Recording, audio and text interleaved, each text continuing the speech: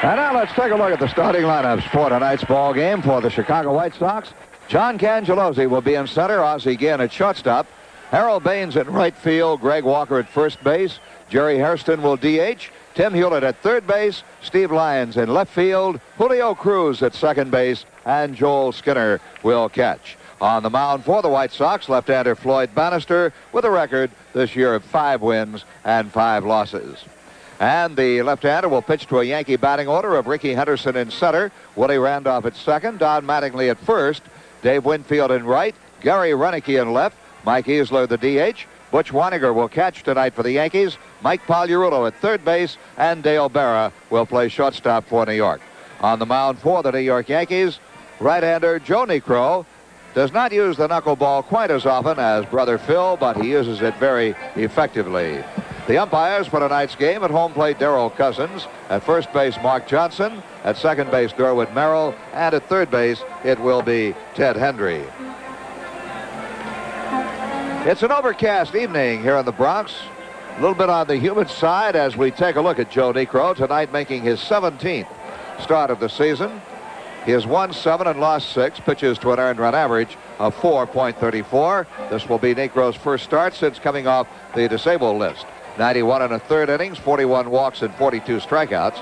Niekro was disabled because of a bruised index finger on his right hand. At least, that was the official report. Niekro himself said there was nothing wrong with the hand, and so it goes in the Bronx sometimes. The Yankees defensively, as we check them out, Gary Renicky in left, replacing Claudell Washington tonight. Ricky Henderson in center and Dave Winfield in right. Around the infield, Mike Pagliarulo at third. Dale Berra replaces Zavella at shortstop. Willie Randolph at second base, Mattingly at first base, and Weiniger moves in behind the plate. Weiniger much more adept at catching the knuckleball than is Ron Hasse. In fact, Weiniger surprised everybody as you look at the stadium weather here in New York. 82 degrees, 65% humidity, the wind out of the south at 9, and warm and muggy. Getting back to Weiniger, he surprised everybody, himself included, I think, the way he stepped right in and caught Phil Niekro when Phil Niekro first joined the Yankees, bringing his knuckleball here from Atlanta. We're set to go. Cangelosi will lead things off as the Sox try to even up the series, and all set to tell you about it, ladies and gentlemen. Here's Don Drysdale. Thank you very much, Frank, and once again, good evening, everyone, and welcome to Yankee Stadium. John Cangelosi ready to lead it off as Niekro delivers a fastball low, the count 1-0. Cangelosi hitting .243 with a home run and 18 RBIs. John with a 5-game hitting streak going for him. Outside, you see that stance now. It appears that it's even a little more open from the left side than what it has been in the past. He's almost standing there and facing the pitcher.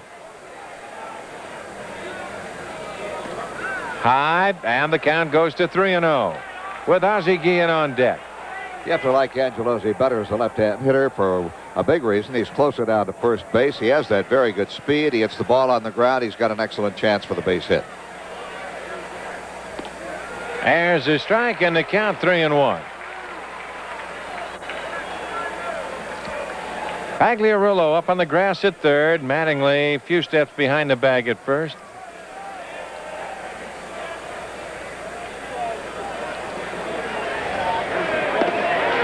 And it's 3-2. Now, as yet, Niekro has not thrown Cangelosi the knuckleball. Figures he's not going to fool around. He's going to come right at him and take your best shot.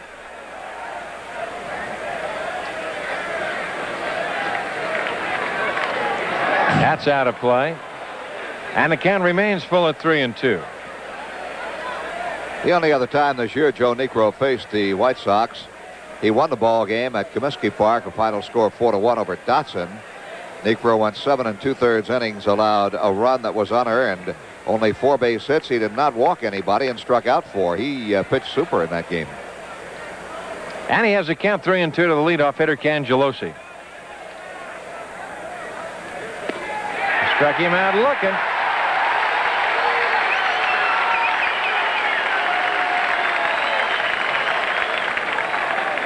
Here's Negro's 43rd strikeout of the year. Cangelosi started to swing at it, took the pitch, and it was right in the strike zone, and he's pumped out by plate umpire Darrell Cousins. So 1 out, and that will bring on Ozzie Guillen.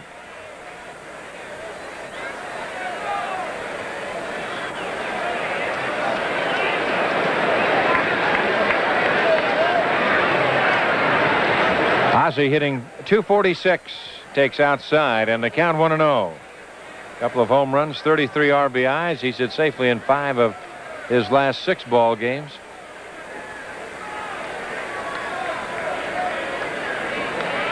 That's fouled back, and the count 1-1. Now, Niekro probably looking at that lineup tonight and saying that he can possibly change his style of pitching. Well, at least on the first 2 batters, Don, he feels he can overpower them. That's right. And so on, then towards the end of the lineup, same way, he can work around a little bit.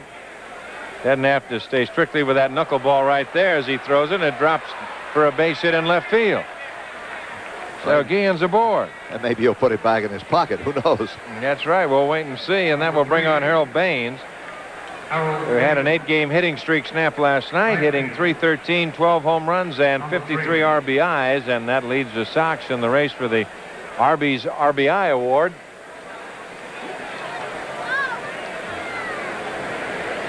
So Harold taking a long look at Doug Rader at third.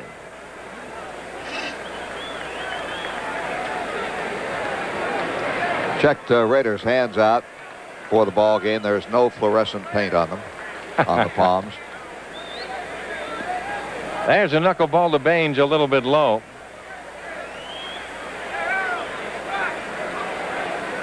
Well, I'm sure Jim Fregosi was as surprised as anybody, but he hasn't found all the Easter eggs yet.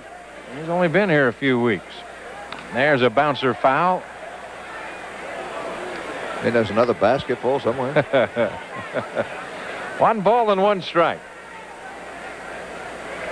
How about jelly beans? 1-1. And you see Hasse over there watching Ozzie Guillen. Well, he might be yelling if Guillen should take off over there, trying to help Weiniger out with a left-hand hitter Baines standing in.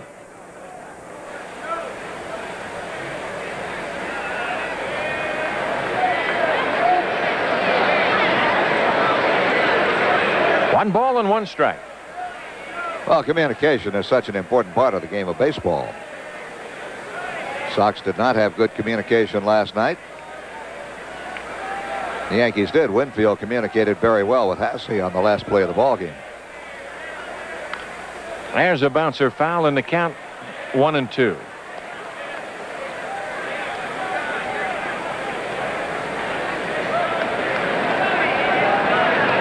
Winfield's been taking quite a bit of heat here in New York, and now the latest trade rumor has Winfield being traded for Ozzie Smith. Winfield says, you better ask me about that because I have the right of veto. And then Winfield says, you know, I like New York. I think I'll play the rest of my career here. So if Winfield doesn't want to be traded, Winfield will not be traded. Well, Dave has always maintained, too, that he would never play for any club that had artificial surface. A little closer to Guillen. And as everybody knows, that's exactly what Busch Stadium has, the artificial carpet.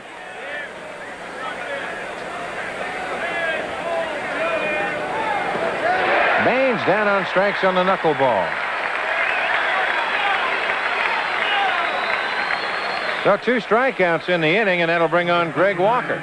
Well, here it is, the knuckleball floating down and away from Harold. He waved at it. So the knuckleball comes and it goes. There's a strikeout and also a base hit against the knuckler.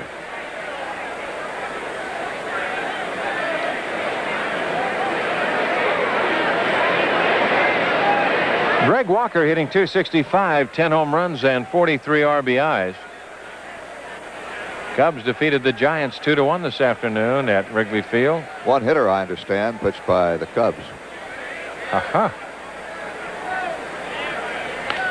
That's hit off the hands. Dale Berra, the short way. They don't get the runner at second.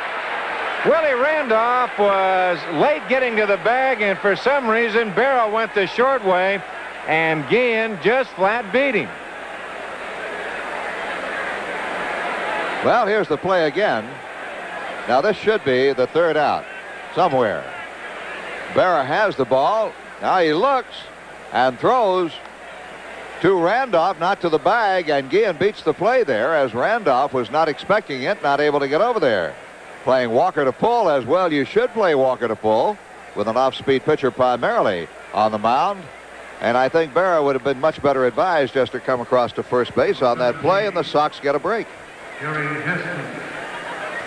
And getting back to the Giant Cubs game, it was a combined one-hitter thrown by Sanderson and Smith.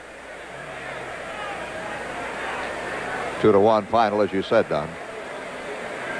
That'll be charged as a fielder's choice. So Walker's at first, Guillen at second.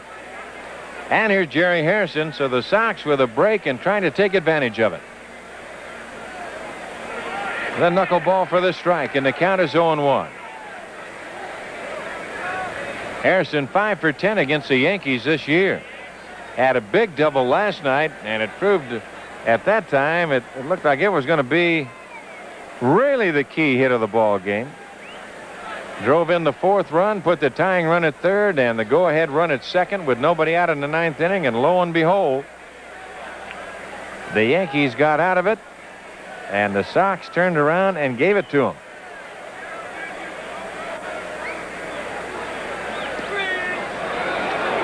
Two and one to count. Well, skipper Jim Fregosi was not mincing any words after the ball game last night in discussing the two plays in the ninth inning.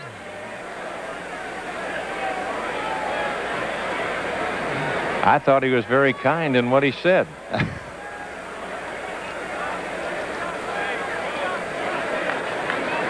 2-1 the count.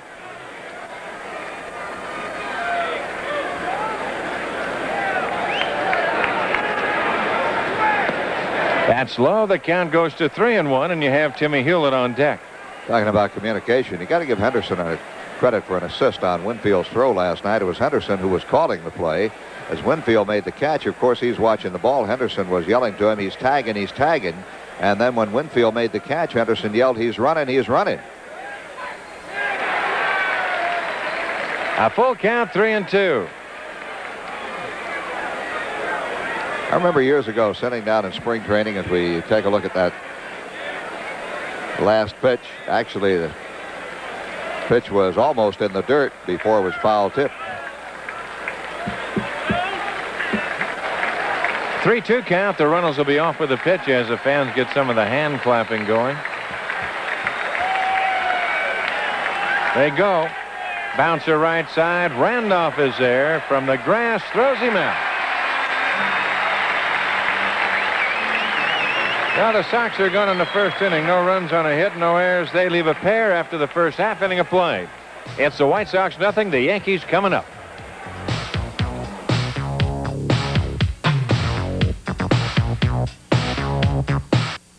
Top half of the first, despite an infield mistake by the New York Yankees, the Sox left a couple of guys on.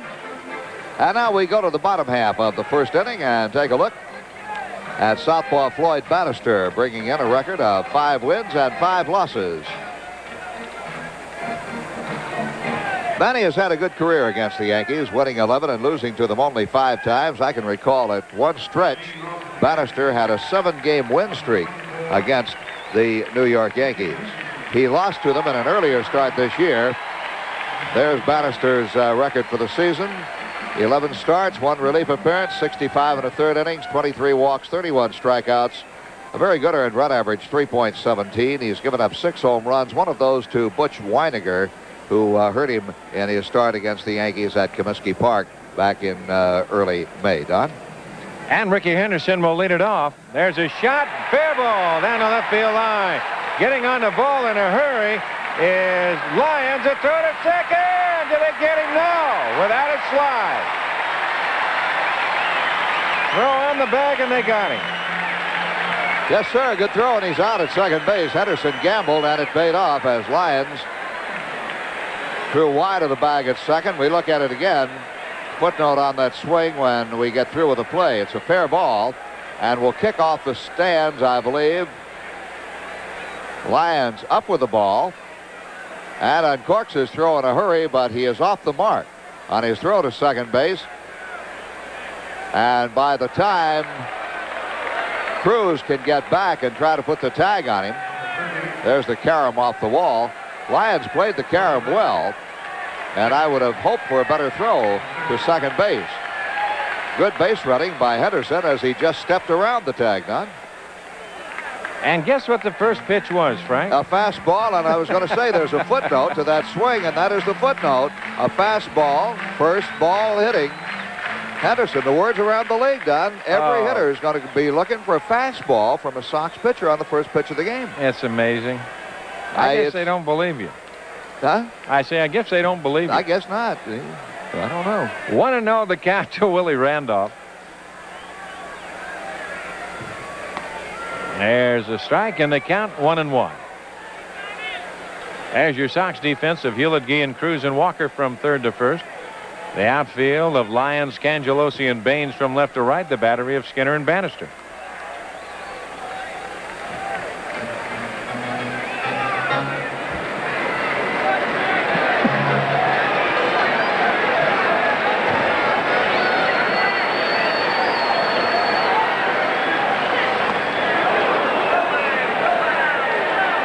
One and two the count.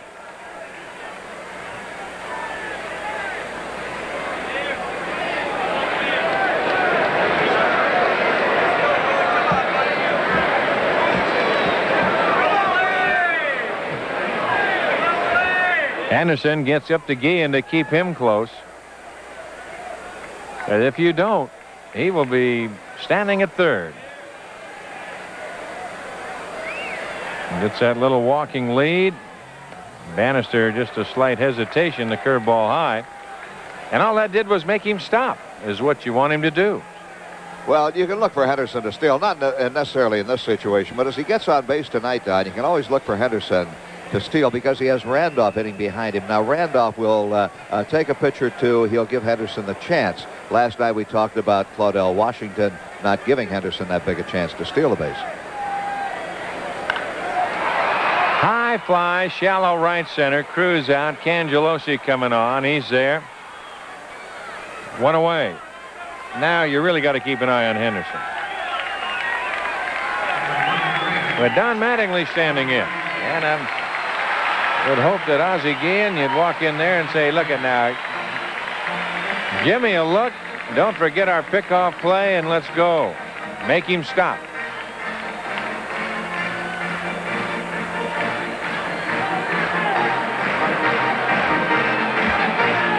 Unless I misread the story, Don, there was a poll taken, a clubhouse poll, locker room poll, informal poll taken by, I believe, the New York Times. The Times is great at taking polls, I know. Around the American League clubhouses, the question was asked, who's the best player in the American League? Of the players, asked of the players. This man right here, Stan Manning, right here, Don Mattingly, was voted number one.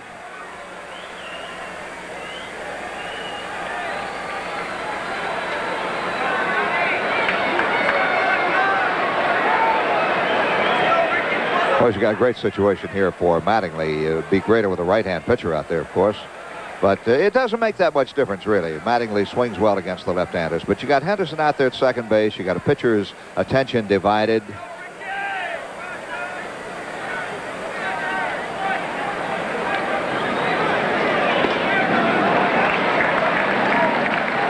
One ball and no strikes. Well, Mattingly can hit that ball to the opposite field just as well as anybody. Oh, you pitch him away, he can't do it.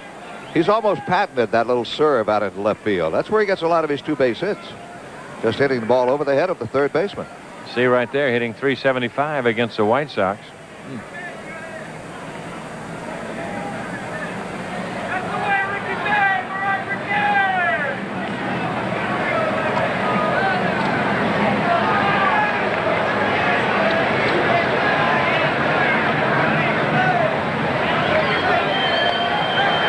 And that's low. The count 2-0 with Dave Winfield on deck. I will finish the story I started about the communications as far as outfielders are concerned, but not right here.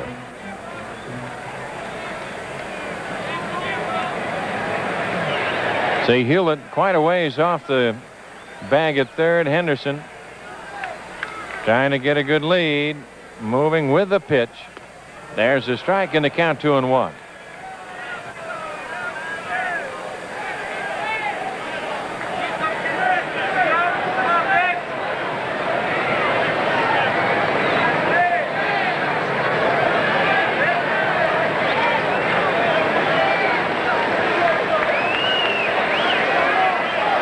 There he goes. Skinner's throw, not in time.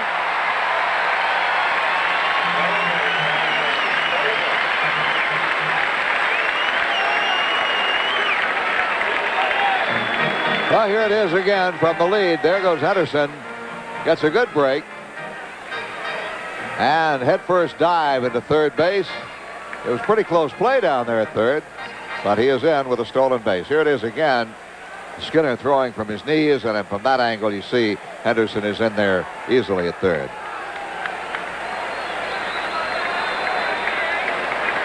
Now 3 balls and a strike to Mattingly.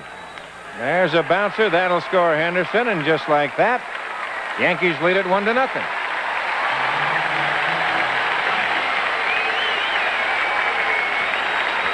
Well, Henderson's legs mean so much to this ball club. He gets a congratulatory handshake from Piniella and then from Berra over there in the Yankees dugout. So the Yankees have stolen a run right here. Henderson stealing third and able to score on the routine ground out by Mattingly. And Mattingly now has picked up his 66th RBI on his way toward leading the league again. And that will bring on Dave Winfield. Well, it's a gift run, not only with a stolen base, but what we've talked about before with that first pitch fastball, whether it's the start of the game or out of the bullpen or whatever it is. And you give good clubs that type of opportunity, and they will just take it and say, if you think you're that good to spot us a run, we'll take it, and we'll go from there. They appeal, they say yes, and the count 1-1.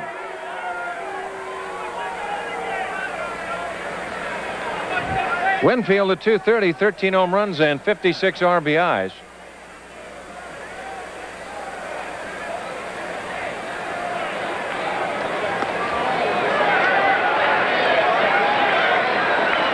Two and one the count.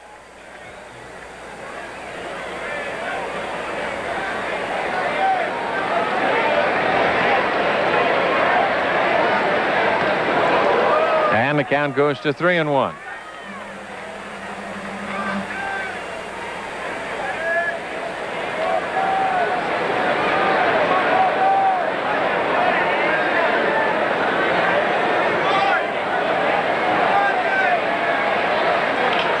Bouncer up the middle, that'll be a base hit.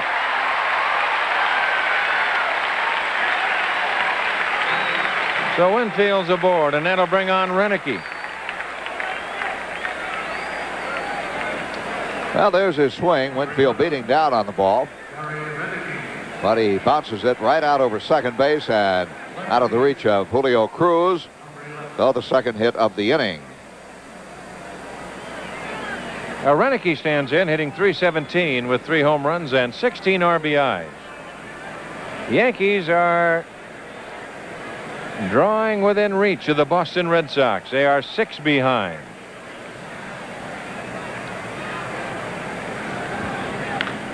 Bouncer, one hop to Hewlett, to Cruz for the force, and that will do it. Side retired, but the Yankees with a run on a pair of hits, no errors. They leave one. After one, they lead it 1-0.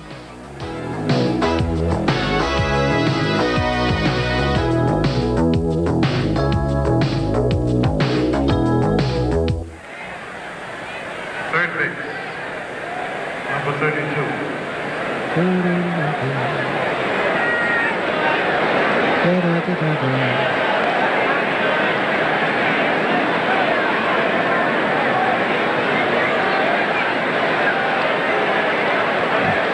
As we go to the top of the second inning, the Yankees leading it 1-0. Timmy Hewlett will lead it off. He'll be followed by Lyons and then Cruz. Takes a strike, 0-1.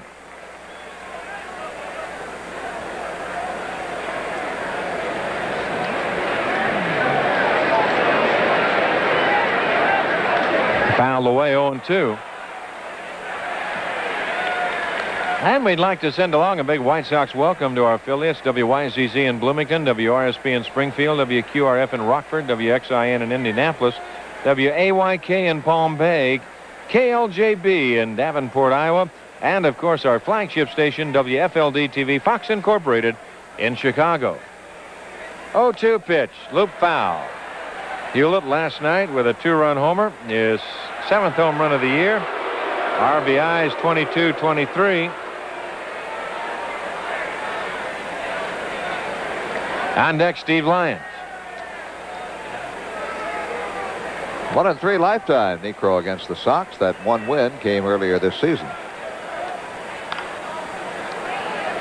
Right side to Randolph. To Mattingly, went away.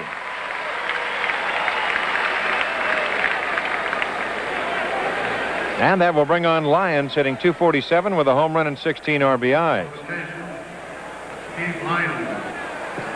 Left field. Niekro's last start, Tom, was on the 28th of June against Toronto. He got knocked out in the second inning of that ball game, and they disabled him. Shortly after that, that was his briefest outing as a Yankee. Well, the second time he was knocked out in the second inning. Other time was his first start for New York last year in Detroit. All the way the backstop, 0-1. Niekro has lost his last 3 in a row prior to going on the disabled list. It's his first start since the 28th of June. Last time he won a ball game was at Detroit on June the 10th. In over a month, 5 weeks. That's a bit of a drought there. And as we mentioned before, Niekro proclaimed his ability to pitch when he was disabled. 1 ball and 1 strike to count. However, you look back to 1979, Niekro is the 3rd winningest pitcher in the major leagues. Curveball fouled away. The count 1-2. Since 79, Joe Niekro has won 116 ball games. Jack Morris of the Tigers has won 128, the winningest pitcher. And Ron Guidry of the Yankees has won 117. So Niekro is in good company right there. That encompasses the major leagues, not just the American League.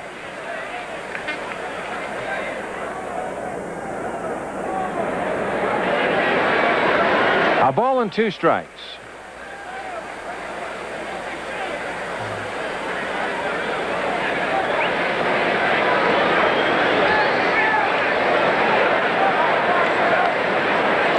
Now, Niekro does every once in a while, we see him do it 2 or 3 times, look down at his right hand or his pitching hand and one of the fingers. It was the index finger that was reportedly injured. Has a line drive hooking away from Henderson. That'll drop for a base hit, so Lyons is aboard.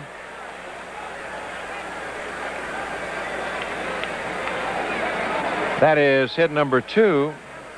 And it'll bring on Julio Cruz. And just a reminder that every Monday night home game in '86, that's half price night. All box reserve general admission tickets are half price. And mark this date down. The next one coming up July 28th against the Eastern Division leaders, as of now, the Boston Red Sox.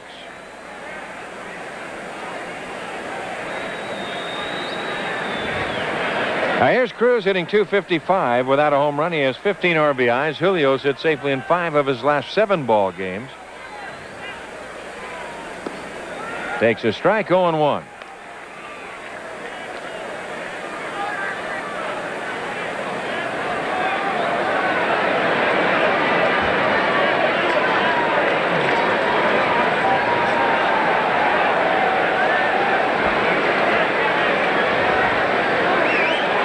Both clubs with 2 hits. The Yankees on top, 1-0.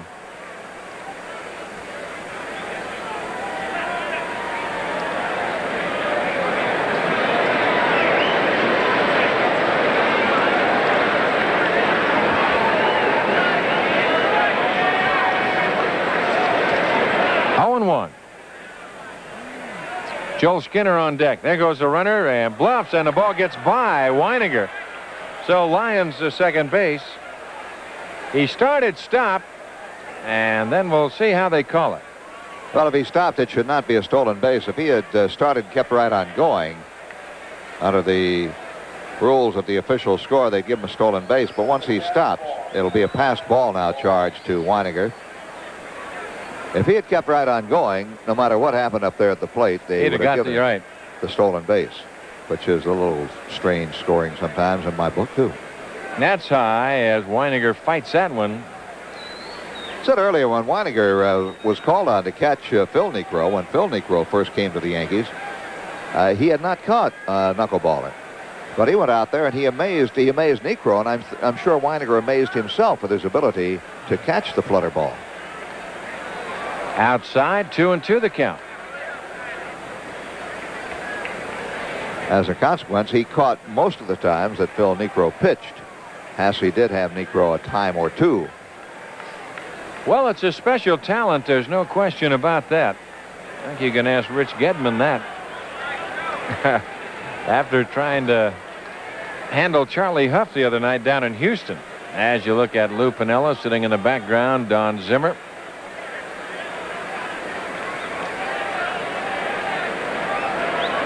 Had a little problem, huh? Oh, boy.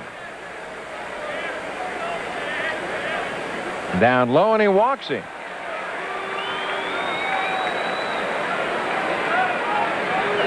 First walk issued by Niekro, and that will bring on Joel Skinner.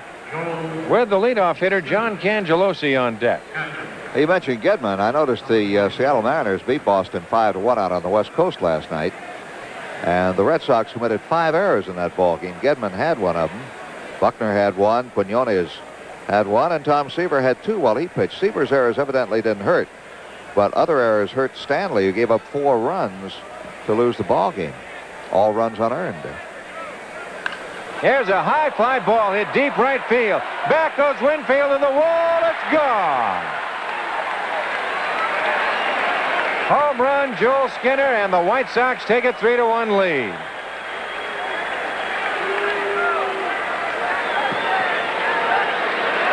Well, Skin's last 2 homers have been 3-run shots. He had an upper deck left field home run at Comiskey Park last Sunday against Baltimore.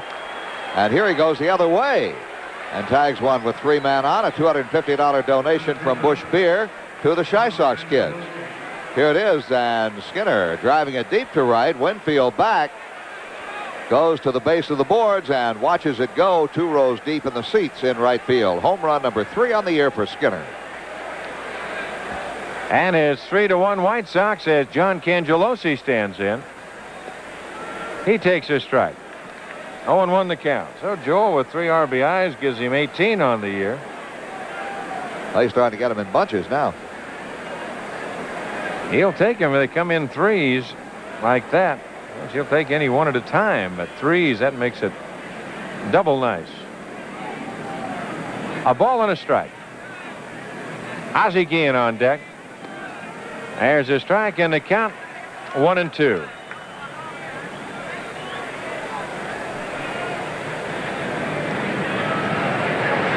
Cangelosi got nothing but fastballs the first time at bat, struck out looking. He has seen 1 knuckleball. The rest have been fastballs. That's the knuckleball low. Well, the count 2-2.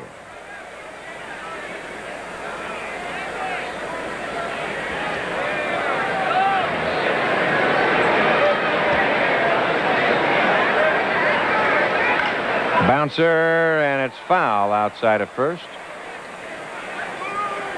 So the count will remain 2-2. Detroit 1-0 over Texas in the second inning. And Montreal leading Atlanta 1-0 in the second. Cincinnati the same, 1-0 over Philly in the third.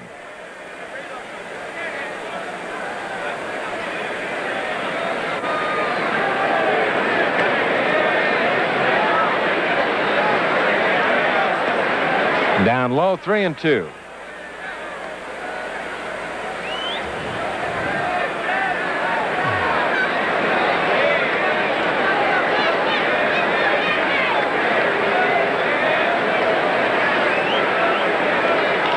Line drive, Mattingly. That ball fooled him. He thought he could catch it without jumping. He got on the wrong foot, never got in the air. and he never got the baseball. So a base hit for John Cangelosi. Well, we'll take another look at it. Excuse me, Don. Cangelosi lines it, and Mattingly did. He got caught right there. Could not get up. And Cangelosi is on, and the Yankee pen will go to work. Well, that looks like that might be big. Stoddard and Shirley. Stoddard, yeah. And Bob Shirley. Ozzie Guillen, a shot fair down the line. And somebody hit the ball. That'll be a ground rule double. Winfield picks it up, and he will just toss it back in the seats.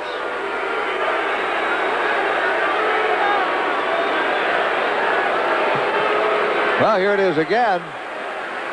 Guillen, who singled to left field in the first inning, pulls this ball hard, hits it right on the chalk line, and as it bounced up there toward the seats, it was touched by a fan. First base umpire Mark Johnson racing down the line to watch the ball in flight. He immediately called it. Ball out of play. Fan interference out of two-base hit. Runners second and third.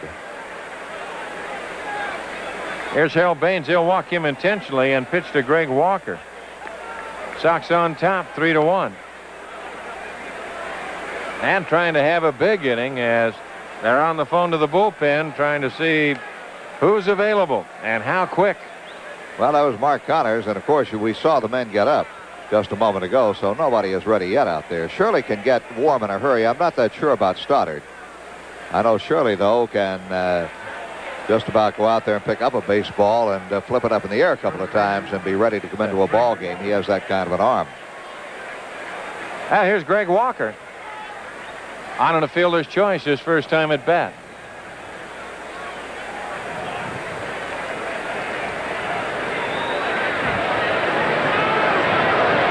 There you've got Cangelosi at third with Guillen at second and Baines at first. 1 out, 3 runs in. The White Sox on top, 3-1. A shot, foul.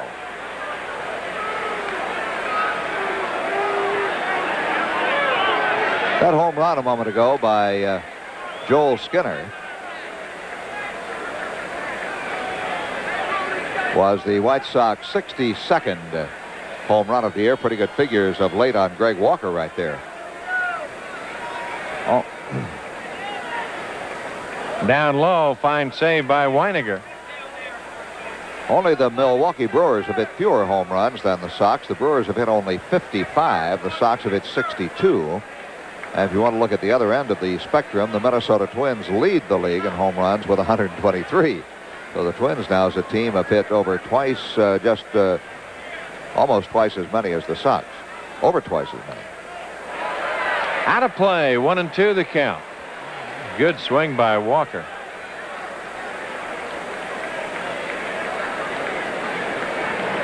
Yeah, see Milwaukee.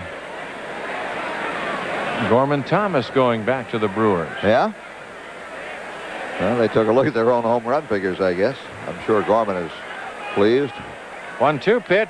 Foul back. He did not fool Walker with that fastball. Greg with a good swing as he tried to slip it by him.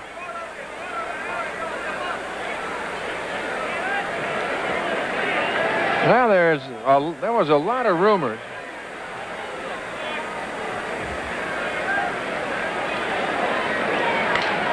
Broken bat, fly ball, shallow right, going out is Randolph, and you'll see the infield fly tagging Cangelosi that time.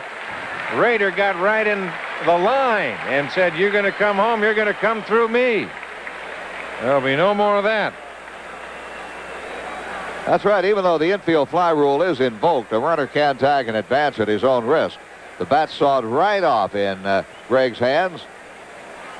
And Randolph, with his eye on the baseball, back to make the catch and ready to throw immediately because he realized Cangelosi, the lead runner at third, he realized that the Sox had had some rather errant base running last night. Randolph was not going to be caught napping, but they hold the runners up.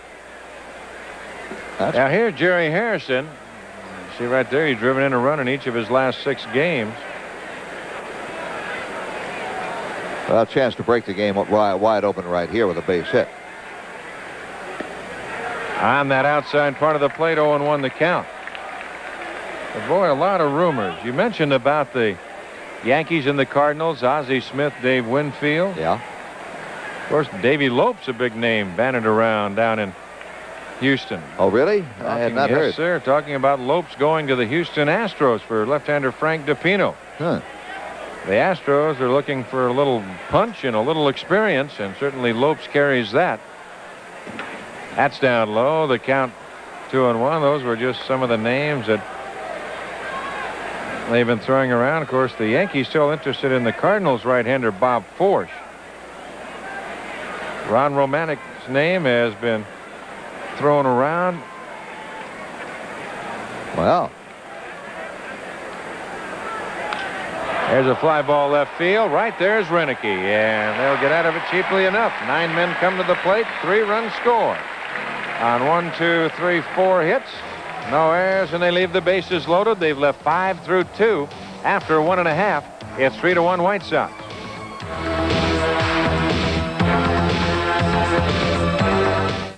Rangers will have to solve Jack Morris. Minnesota sends Blyleven in Baltimore, and Cleveland plays in Kansas City. The Royals under Mike Ferraro. Toronto at California, Boston at Seattle, and Milwaukee at Oakland to round out the American League.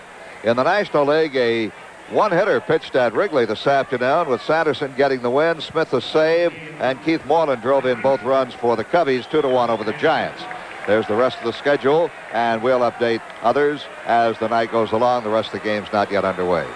One pitch, and Guillen takes care of Easler, 1 away, and it'll bring on Butch Weiniger. And Don, it's a very tragic thing. I hate to even talk about it because the man is a very dear friend of mine and has been for many, many years. First as a player, I saw him as Rookie of the Year. I saw him as a player. I saw him as a coach and a manager. And just one of the great minds in baseball, the skipper of the Kansas City Royals, Dick Hauser, who is hospitalized, is diagnosed as a brain tumor. We learned late this afternoon, and it's just tragic. He'll undergo surgery. Last report I had, surgery is scheduled for next week. High pop right side, and Walker will handle that off of the bat of Weiniger. 2 outs, and it'll bring on Pagliarulo. Well, there's no question about it, Frank. It is a tragedy, and all we can do is hope, and our prayers with Dick and the family, and hope everything is okay. Well, I know that he will be comforted with having his wife Nancy, of course, there with him. Dick has twin daughters who I believe were living in California. And the Royals are being managed by Mike Ferraro on an interim status. Here's Mike Pagliarulo. That's up high, and the count 1-0. It was certainly a shock to me because Hauser directed the American League All-Star team in the game Tuesday night. And you saw him. Just saw him a couple of days ago. And I couldn't believe it when I heard it. 2-0. The only thing I heard was that Dick had been complaining of neck and back pains for maybe the last couple of weeks.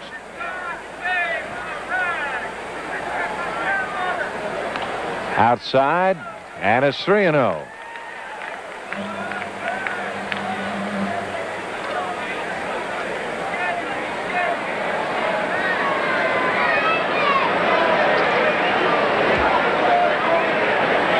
On deck, Dale Berra.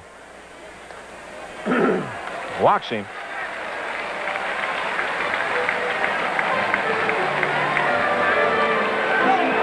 It's almost like he was pitching around him there, wasn't it? Didn't look like he was going to give him too much to hit. No, he sure wasn't. And he might come right here at Dale Berra with 2 outs.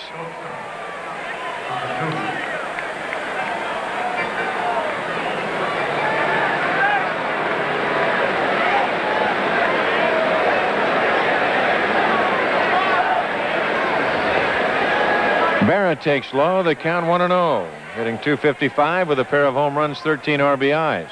Talking about Minnesota leading the league with 123 home runs. The Yankees are second with 110. High pop right side, out of play. Then the count will go even at 1-1.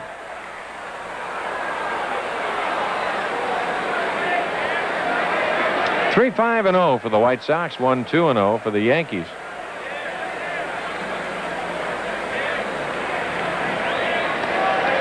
Well, we're talking about that name, Ron Romanek, and young right-hander with the California Angels. A lot of the rumors floating around Houston. And what they're after, they're thinking a little bit about Rick Rhoden with Pittsburgh. Oh, the Angels are, huh? Oh, yes, sir. They got a good deal over there last year when they got John Candelaria. John, of course, back in the rotation right now. And their rotation of Don Sutton and Mike Witt, John Candelaria, Kirk McCaskill, they feel is strong enough. They can add somebody like Rhoden, and that could be, hopefully they figure, the icing on the cake. And the name of Romanek is expendable, along with maybe another youngster in the organization. Sid Thrift is after young players. A lot of people, I guess, have talked to the Pirates, listening to conversations down at Houston. But the demand was very high, and they could not break up their club to do anything. There's a line drive left field, but right there is Lyons, and that will do it. So the Yankees are gone. No runs, no hits, no errors, and a man left. And after 2, the White Sox lead it 3-1.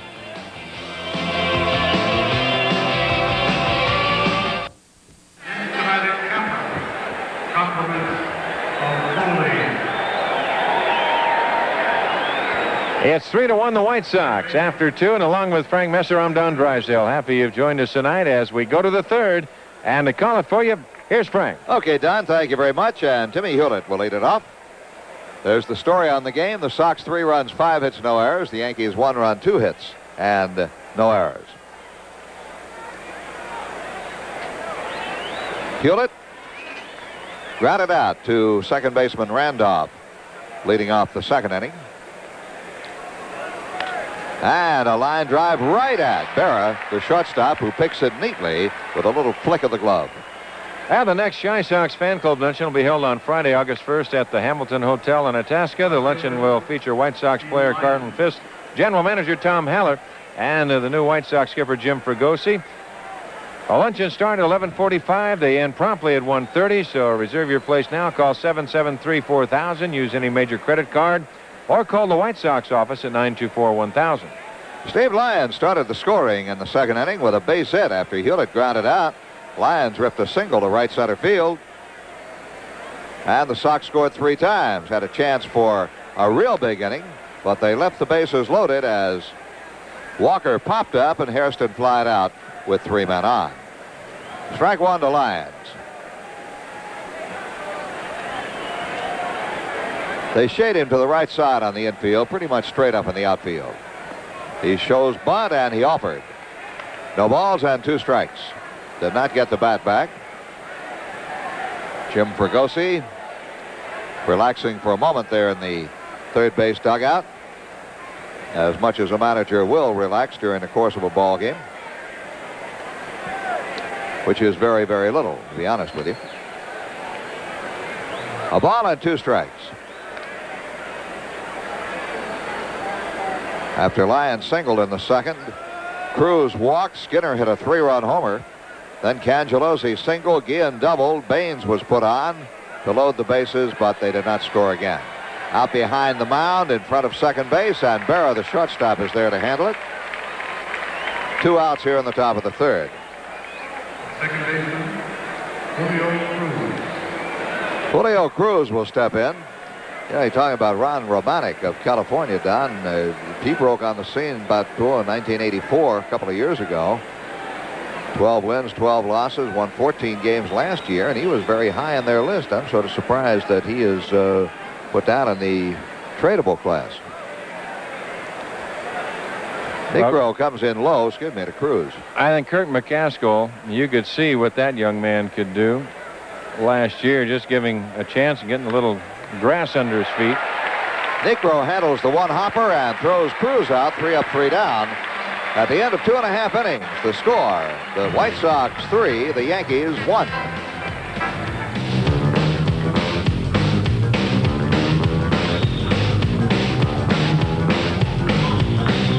For the American League slate, Detroit 1-0 over Texas in the 2nd inning, 2-0. Minnesota over Baltimore in the first, Cleveland at Kansas City, and Toronto at California, Boston, Seattle, Milwaukee at Oakland. In the National League this afternoon, the Cubs 2-1 over the Giants. A final 2-0 Cincinnati over Philadelphia in the fourth, 2-1 Pittsburgh over San Diego in the third, and 1-0 Montreal over Atlanta in the second. The other action starting later, L.A. at St. Louis, New York at Houston. All right, Don, and right here, the Sox lead 3-1 as we go to the bottom half of the third inning. Ricky Henderson leads it off for New York. He doubled, stole a base, and scored a run in the first. Takes a breaking pitch for a ball down low. In that Minnesota-Baltimore game, the Twins scored their 2 runs, and they're still batting, by the way, in the first inning. Home runs by Gary Gaetti and Kirby Puckett. For Puckett, he's 18th. For Gaetti, is 19th. And Minnesota is still batting. They hit the home runs off Scotty McGregor. And it is raining in Montreal, delaying the Atlanta-Montreal game. Ball and a strike to Henderson. And the count goes to a ball and 2 strikes. Henderson's double in the first inning is 25th two-base hit of the year. 6 hits in his last 16 at-bats for Henderson. He has 102 hits for the season.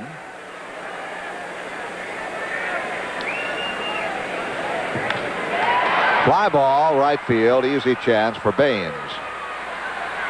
And we have 1 out on the bottom half of the third. That'll bring up Willie Randolph as Henderson shakes his head, going back to the dugout. Willie Randolph. Randolph fly to center field in the first inning.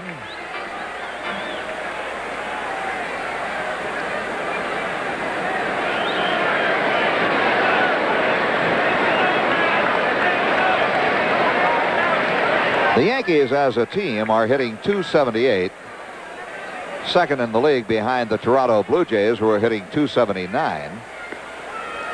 Ball out a strike to Randolph.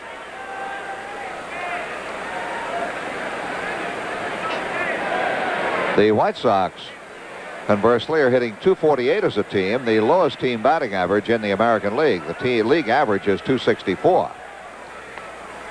2 balls and a strike to Randolph. Randolph this year has walked 66 times. He leads the league in base on balls.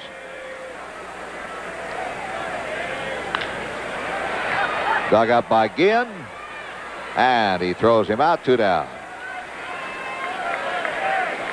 That'll bring on Don Mattingly. There's that ground ball. Randolph beats it on the ground right at the Sox shortstop. Ginn has plenty of time to get a good grip on it. Read Dr. Bobby Brown's signature and throw it on across.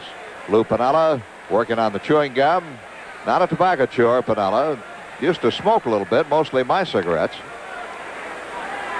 over the years. Mattingly 0 for 1 tonight. Grounded out in the first, but he drove in a run with that ground out. He's 66th RBI. He has 132 base hits, does Mattingly. 31 doubles, 1 triple, 15 home runs.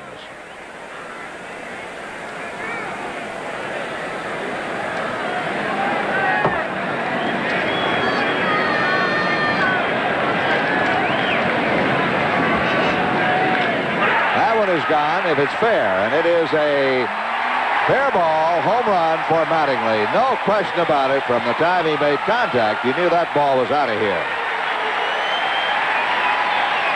So Mattingly's 16th home run of the year, and his second in as many ball games, brings the Yankees to within a 1 run of the Sox.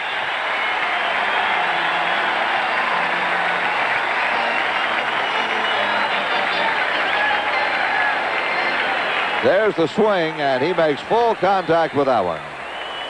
Drills it deep into the seats down the right field line.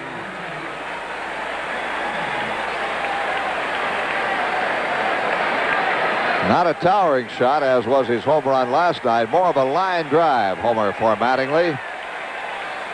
And now Winfield takes a breaking pitch for a strike. Winfield had a base hit his first time up.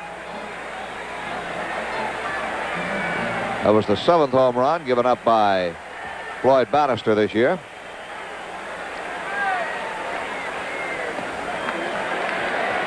And the count goes to a ball and a strike on Winfield.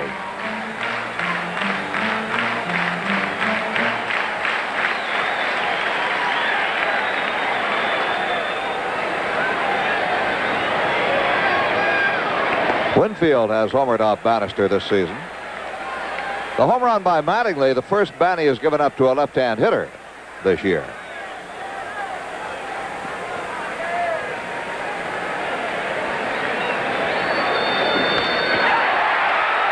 Drive right center field. Baines back there, though, and has plenty of room to make the play. The Yankees got a run on Mattingly's homer, and at the end of 3, the score, Chicago 3 and New York 2.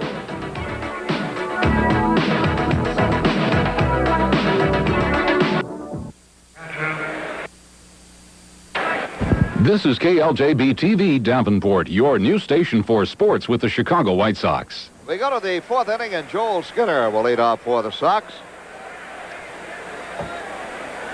3-run homer in the second for Joel as he hit it to the opposite field over the 353 marker in right. Strike one. It was Skinner's 3rd home run of the year, and his last 2 hits have been home runs. That one is fouled back and out of play.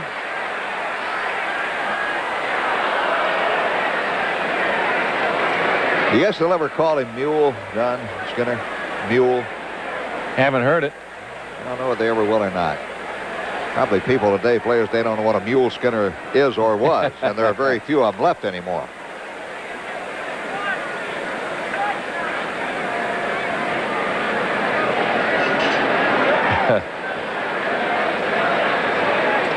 Struck him out with an off-speed pitch.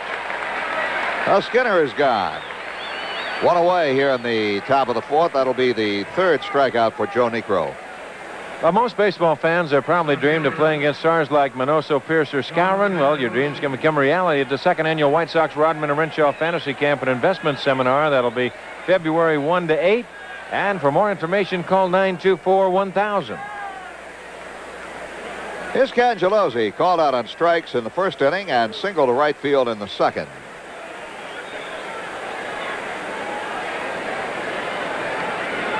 Don told you earlier in the game, Cangelosi, if anything, has opened up his stance even more as a left-hand hitter. Ball 1 to him. It's sort of a homecoming for Cangelosi. He was born right here in Brooklyn, New York.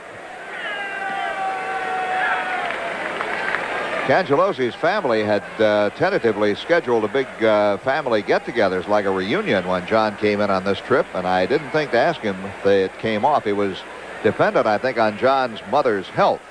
She was not in the best of health earlier this year. Strike 2, and it's 1-2 to Cangelosi. Well, whatever. John has done himself proud in the 2 games. He had a key base hit last night and drove in a run, and he has singled in the ball game tonight, 1 for 2.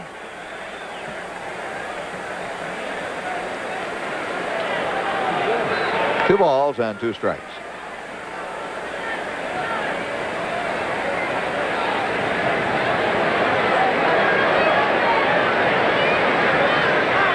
The Sox are leading by a score of 3-2. Foul back. Count will hold at 2-2. Game time tomorrow is scheduled to be 3 o'clock Chicago time. Tomorrow is Old Timers Day here at Yankee Stadium. Had a chance to see a few of the old timers around the hotel this afternoon down in Manhattan. Good to renew acquaintances with the major, Ralph Houck. Fouled away.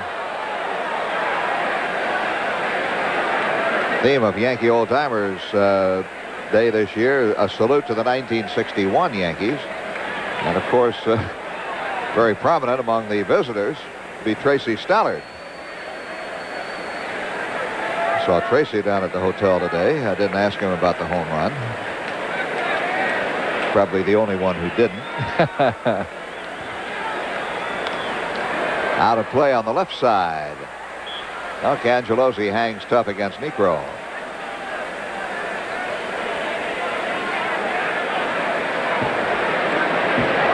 Jim Fregosi, I understand, is going to play in the Old Timers game here tomorrow as one of the visitors. Got a lot of American leaguers that are playing in that against the 61 Yankees. Cangelosi keeps fouling them off, 2-2. Jim Gentile, Bobby Allison, Don Budden, Frank Malzone, Tracy Stallard, Jack Fisher, Hoyt Wilhelm, Billy Pierce, Dick McAuliffe, Gene Woodling, Norm Sieber, Ryan Duran, Gene Freeze, Jim O'Toole, Johnny Romano, Earl Batty, Steve Barber, Jim Cott, Kenny Aspromonte.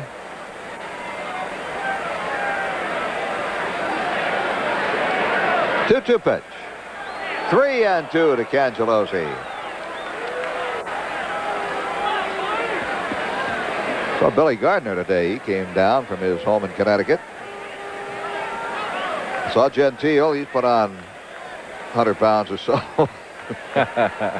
Diamond Jim. Diamond Jim was never small. That one's lined out in the right field. That's going to be in for a base hit for Cangelosi. 2 hops off the wall, and Cangelosi goes on to second base with a stand-up double. His second hit of the ball game. And base hit number 6 for the White Sox. Now Johnny just reached up and stroked that ball nicely. Watch where the ball is. Just turns the hands over and drops it down into the corner. That'll be his 13th double of the year. Winfield plays it off the wall. I'll tell you, a guy who doesn't change over the years is Norm Sebring. I saw Norm today, and he looks just the same as he did, I'm going to say, 10 years ago. Lou Piniella pops up on the dugout steps as Ozzie Guillen, 2 for 2. It's a ground ball right back to the pitcher, Niekro. And Joe fields that one, much as his brother has fielded over his career, very sharply. 2 down. Off the end of the bat, and Niekro looks the runner back and then makes the play at first. 2 down. Cangelosi holding at second. And that will bring up Harold Baines. They walked Baines intentionally in the second to load the bases and got Walker to pop up and Hairston to fly out to left, stranding 3 men. Weininger digs it up, ball 1.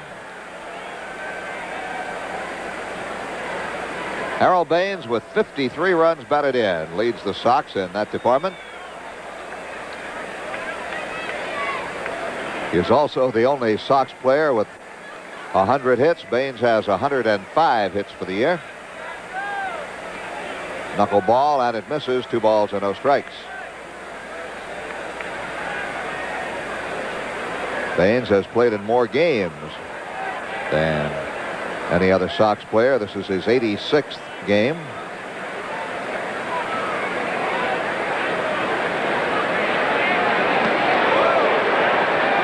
And Weininger bouncing around again. Harold almost walked into that, then had to get out of there in a hurry.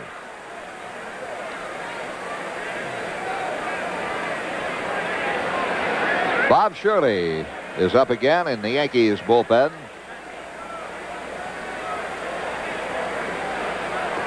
Well, he turned Baines loose on 3-0, and he has his rip, but it's 3-1.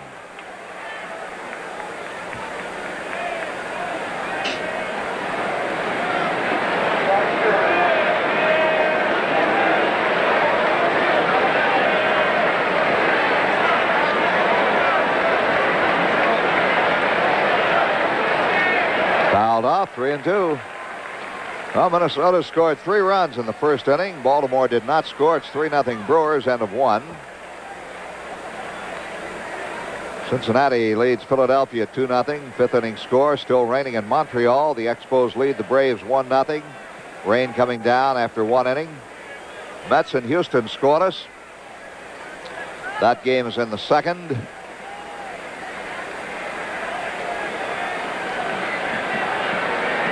Right here, the Sox lead 3-2. 3-2 count on Harold Baines with 2 gone. Struck him out. 4th strikeout for Niekro. No runs, a base hit, a man left on. At the end of 3.5, the score: Chicago 3 and New York 2.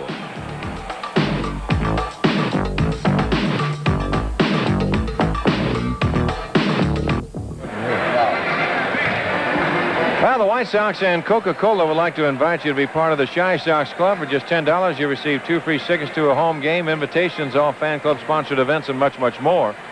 For an application or more information, call or write Comiskey Park. Left fielder. Well, there was the story on this game. The Sox lead it 3-2 as we go to the bottom half of the fourth inning. And the Yankees have Renicky, Easler, and Weiniger coming up. Renicky forced Winfield with a ground ball to third base in the first inning, so he's 0 for 1.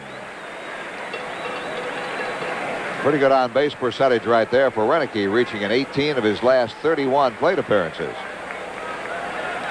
Reaching either by base hit or walk. Those stats are based on a man earning his way on, not reaching by forcing a runner. Ball 1.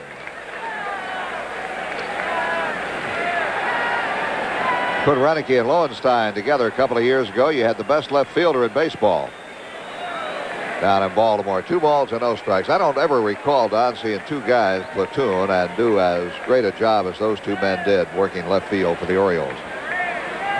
Renicky and Lowenstein. Bouncer to the left side, flagged down by Hewlett, and he throws him out. 1 away. Well, and if they got tired, why, he could mix in Benny Ayala in there. As you look at that fastball tailing away, and after that, Hewlett made the routine play. That's one thing about Earl Weaver. He kept that left field position very well. He just moved it around all the time. Yeah, he did. And that Aldebelli also. Right. Here's Easler, popped up his first trip, and Bannister again gets behind on his first pitch. 1-1 now to Easler. Easler popped it up to Guillen, his first at bat.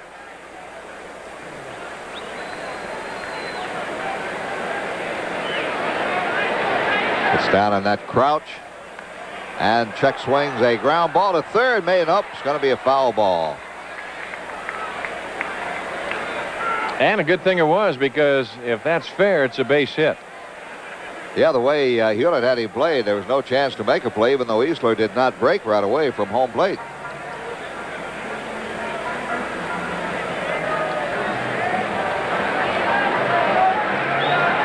So it's a ball and 2 strikes to Easler. Game 2 of this 4-game series and game 2 of the 11-game road trip for the Sox. They go on to Cleveland for 3, Baltimore for 4 more before coming home against Boston. That's out of play. In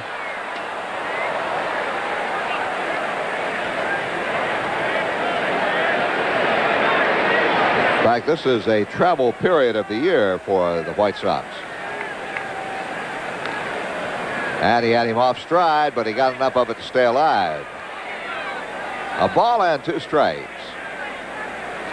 This 11-game road trip. Sox then are home for 6. Then they go on the road again for 3, 5, 7, 8, 9, 10 more. Back up the middle, and Easler wins the battle. That'll be the 4th Yankee hit of the ball game. A 1-out single by Easler brings up Weiniger.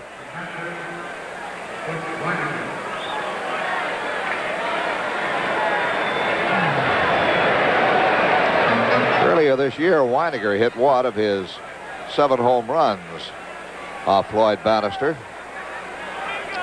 Weiniger popped up his first trip in this game. The Sox lead 3-2. The Yankees have the tying run at first. Get a ground ball, you get 2 here, Floyd. Foul tip in the mitt.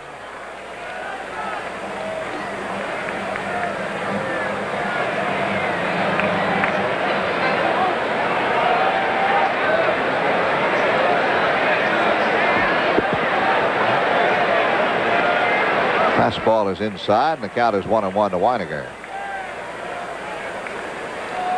6 game-winning RBIs, 3 more than all of last season. So Butch has been getting some clutch base hits for the Yankees.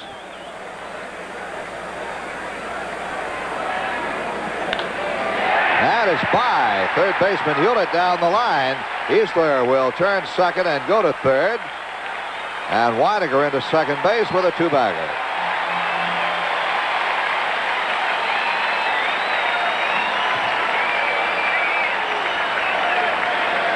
Well, he got the off-speed pitch and just pulled it. Hewlett was quite a ways off the line. He didn't have a chance. And by the time that Lyons got over there, the only thing that Steve had to do was get it back into Ozzie Guillen and hold the runners at second and third. And now Jim Fregosi will have a little chat at the mound. But I don't know, Don, I've got to have to ask you this. Is there a lack of communication there? An off-speed pitch and Hewlett not moving over toward the line a little bit at third. Well, if you don't know the signs, Frank, you don't have a chance. I mean, that is something that used to be so academic that today it's very much of a rarity. An infielder has to know the signs. If a third baseman or shortstop doesn't know a changeup's coming to a right-hand hitter and the outfielders don't know, you are defeating a whole part of the whole purpose. And it is something, you talk about it today and people look at you in their eyes in just a blank stare. They have no idea what you're talking about, and you sit there and you try and tell them about it. Yeah, okay, I got it. And after that, it never registered. Runners at second and third for Pagliarulo. Bannister walked him on 4 pitches in the second inning, and there's a ball low.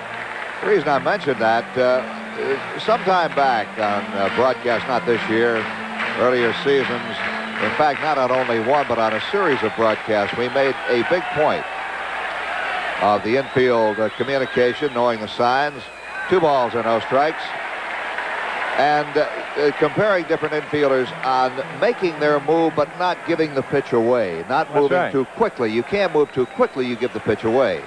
And I did a whole series of broadcasts on that. That's why I brought it up here, that it seems like it should be known and you should move that way. That one's gone. That one is gone. A 3-run home run for Pagliarulo, and the Yankees take the lead 5-3.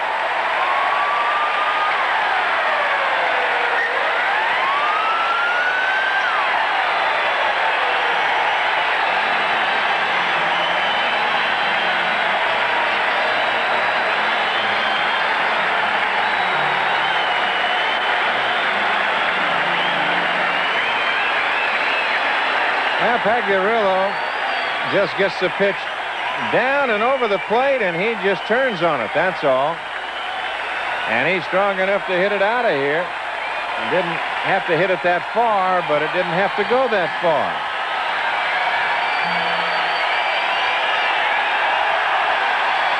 Well, the curtain call for Pagliarulo after his 22nd home run and his 52nd RBI of the year.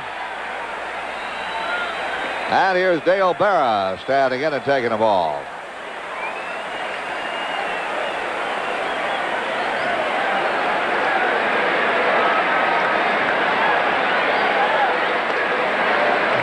So 2 Yankee home runs tonight, both hit by left-hand batters, Mattingly and Pagliarulo.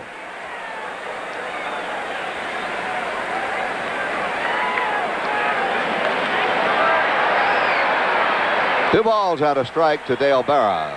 Bill Dawley has started to warm up in the Sox pen. Not a happy look on that man's face.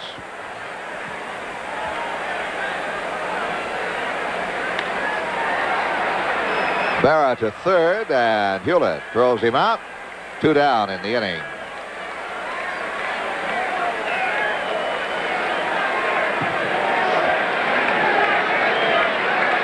Timmy right there on a change. You know, I'm talking about the change before to Hewlett. Hewlett just never had a chance. And went from a left-hand pitcher to a right-hand hitter, or a right-handed pitcher to a left-hand hitter.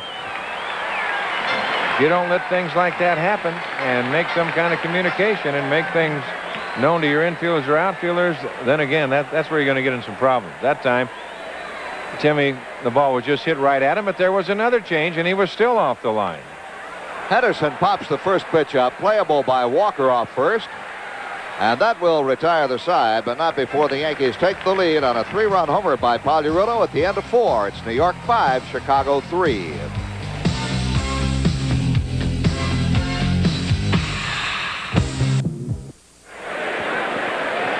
First baseman, Greg Walker.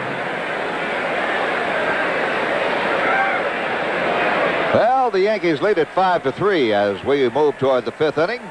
And the Shy Sox fan club has a trip coming up they'd like to have you join them on. It's down to Arlington, Texas, August 22nd through 25th. Round-trip airfare from Midway, hotel accommodations at the team hotel, and tickets to the 3-game series and more for only $364. For information, call 362-0222. That's 362-0222. To the 5th inning, and back to Don Drysdale. All right, and Greg Walker will lead it off. He takes down low, and the count 1-0. Greg on a fielder's choice, and he popped to second. 5-3, Yankees on top. Fouled away, 1-1 the count. Minnesota still leading Baltimore 3-0 in the second. Cleveland, Kansas City tied at 1 in the second, and Detroit 4-0 over Texas. That is in the 5th inning. New York, Houston, no score in the second. Still raining Atlanta, Montreal. 5-0 Cincinnati over Philly in the 6th.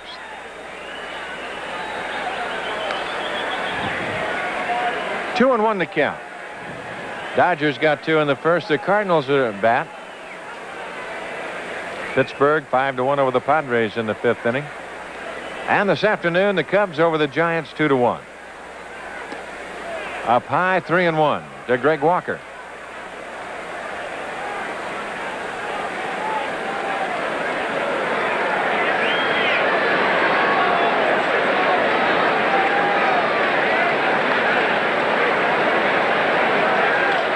Line right center field. Henderson off of the crack of the bat. Does he have it? No. Says the second base umpire, Durwood Merrill, said you trapped it. And Durwood right out there with him.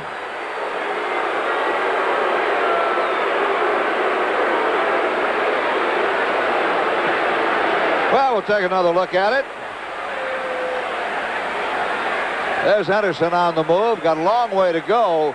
Circled around just a little bit, and you can clearly see the ball hit the ground, as did Durwood Merrill, who went out there to watch the play. So a base hit for Greg Walker. And that will bring on Jerry Hairston as Stoddard, and another left-hander. That's Bob Shirley again. So Jerry Hairston, who's bounced to second and flying to left, takes a strike, 0-1.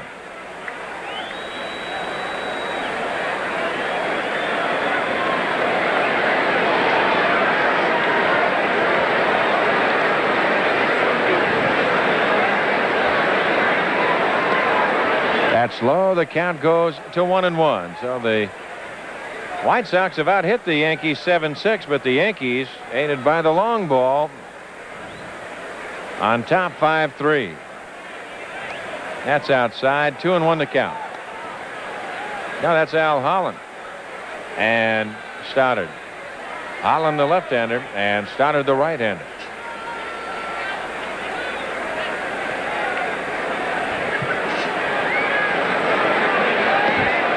Down low, and the count goes to 3-1. And you've got Timmy Hewlett on deck.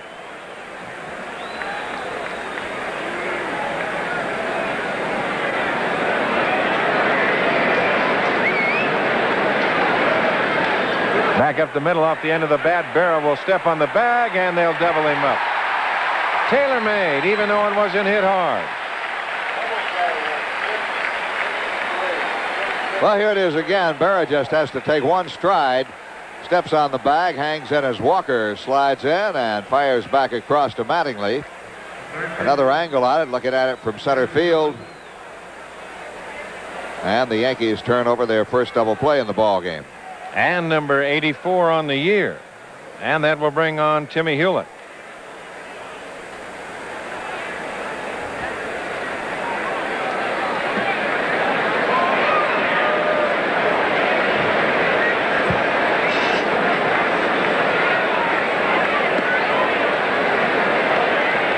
One ball and no strikes to count.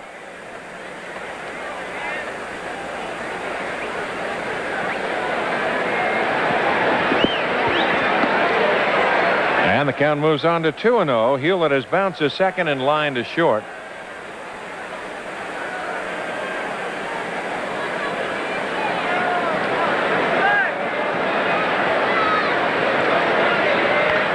High pop right side. Coming over, Weiniger throws the mask away. And that will do it. White Sox are gone in the 5th inning. And to the bottom of the 5th, the Yankees lead it 5-3.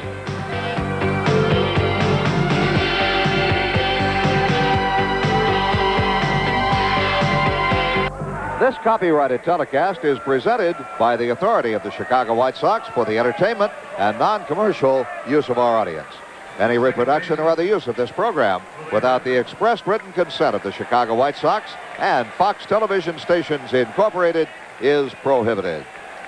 It'll be Willie Randolph to lead off as we go to the bottom half of the 5th inning. The Yankees out in front, 5-3. Randolph, Mattingly, and Winfield here in the bottom of the 5th inning. High hopper, Guillen in the hole, and gets him. And that'll bring on Mattingly.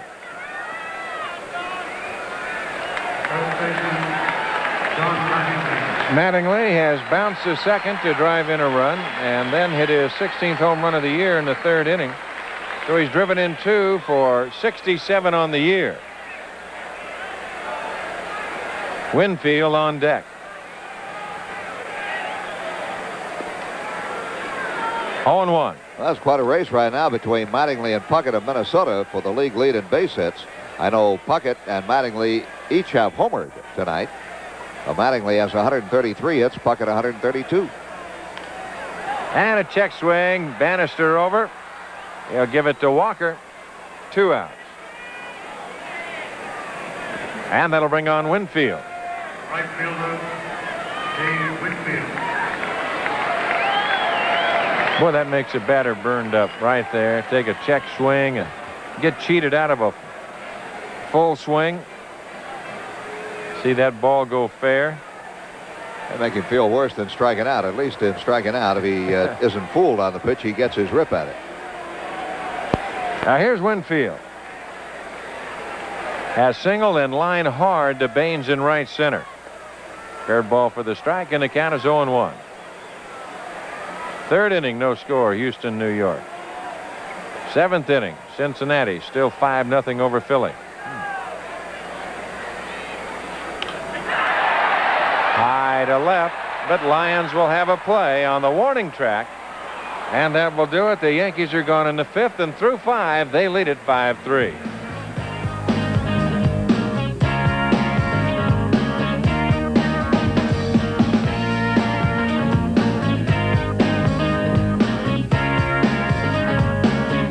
On special. For the Yankees, 36, Al Holland. Tuesday, July 29th is the date. The Boston Red Sox will be at Comiskey Park, and Interlake Incorporated will present the White Sox Western Open Challenge. Baseball stars like Greg Walker, Carlton Fisk, Jim Rice, and Mark Hill will face off against pro golfers like Scott Verplank and Fred Couples in a closest to the pin contest to raise money for charity. Plus, all fans who attend this game can present their ticket stub at Wednesday's Western Open Pro-Am at Butler for free admission. For tickets, call 559-1212 and use your charge card, or stop by the Comiskey Park ticket office. You're looking at Al Holland, who's on to pitch for the New York Yankees as we go to the 6th inning. Holland, a record of 1 win and no losses, is making his 18th appearance of the season, all in relief.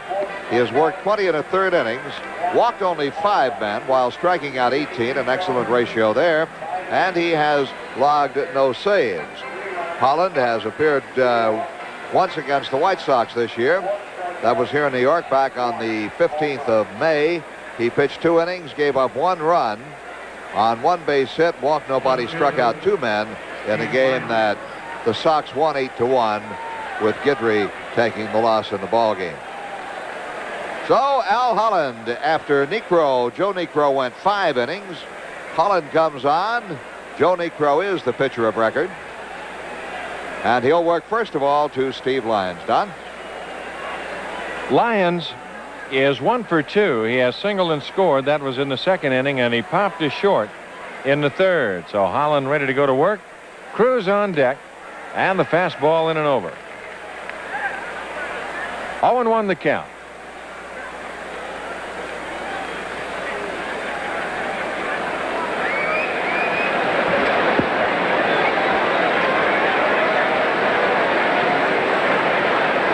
Breaking pitch down low, and the count 1-1 Dodgers 3-1 over St. Louis in the second. Pittsburgh 10-1 over San Diego in the sixth, and the Cubs this afternoon over the Giants 2-1.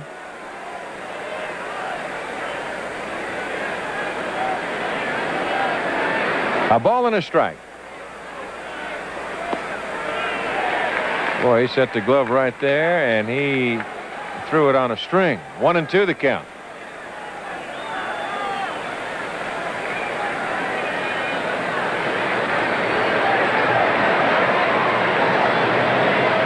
Cleveland, Kansas City tied at 1 in the second.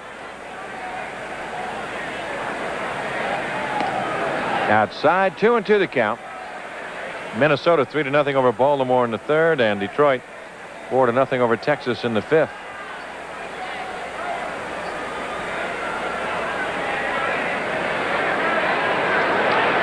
Still no score. The Mets and the Astros just outside, and the count 3-2.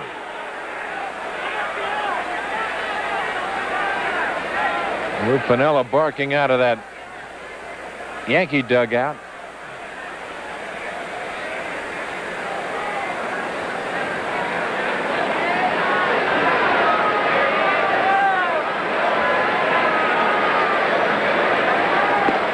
Got him.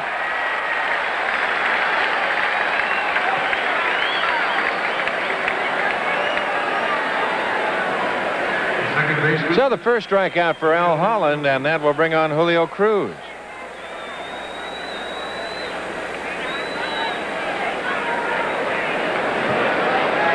Out on the coast, it'll be Boston at Seattle, Toronto, California, and Milwaukee at Oakland tonight. Rounding out the American League schedule.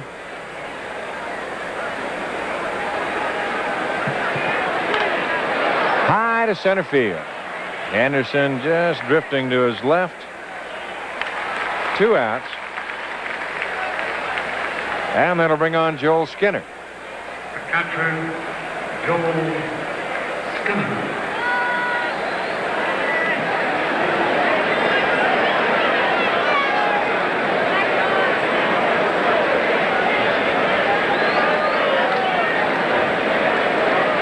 Skinner 1 for 2 tonight, as you can see. Homered his first time at bat, his third home run of the year, a 3-run shot to put the White Sox at that time on top 3-1. The Yankees got a run in the third on Mattingly's home run to make it 3-2, and 3 more in the fourth on a 3-run home run by Pagliarulo. And that's where we stand, 5-3. 0-1.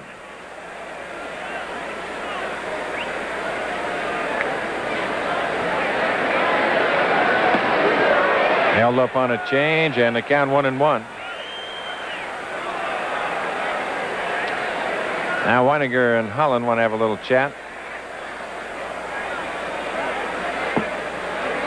Holland had some good years with the Philadelphia Phillies. 54 saves in 83 and 84 combined with the Phillies.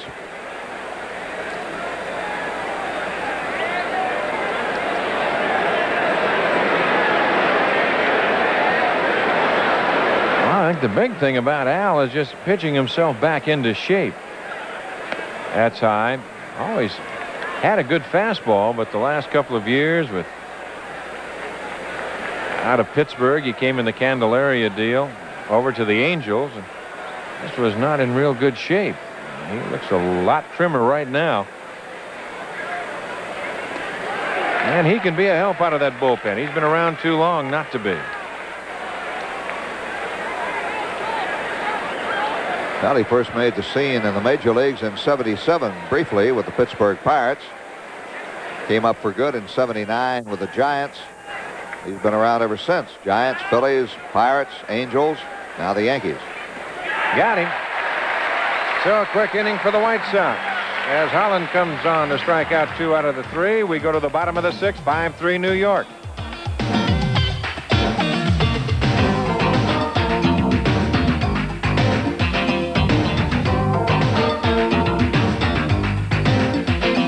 Sox fireworks night of the year is set for Saturday, August 2nd, when the Sox battle the Detroit Tigers at 6 p.m. And it'll be sponsored by Kool-Aid. For tickets, call 559-1212 and use your charge card or stop by the Comiskey Park ticket office. Get a cool fireworks display on Saturday, August 2nd, sponsored by Kool-Aid. Right here, got to hold the Yankees and hope for some Sox fireworks in this game, Don. And Gary Renicky takes a strike, 0-1. Gary tonight 0 for 2 on a fielder's choice, and he bounced to third. 1-1.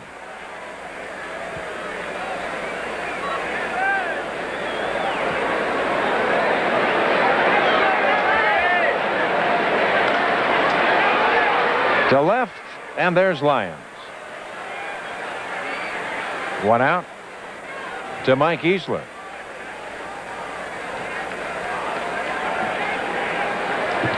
Partial line on Bannister. You see 5 1/3, 6 hits, 5 runs all earned, 1 walk, no strikeout. So that's a little unusual for Floyd, who certainly can put some strikeouts on the board at any given time. Mike Easler has popped a short, singled, and scored.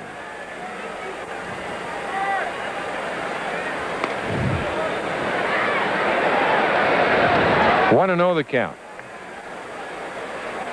Now 5-4 Cincinnati over Philadelphia. It's in the 7th.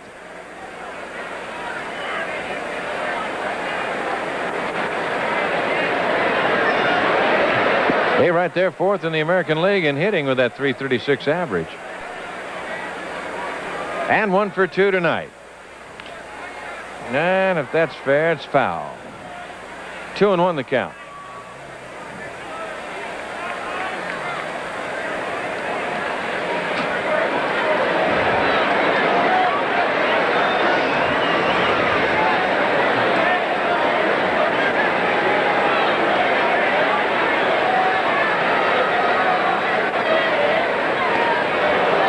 And the count goes even 2-2. Kansas City has taken a 2-1 lead over Cleveland in the 3rd.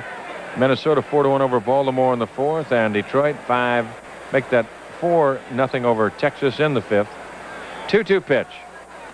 Got him. So that is strikeout number 1 for Bannister, and it'll bring on Weiniger.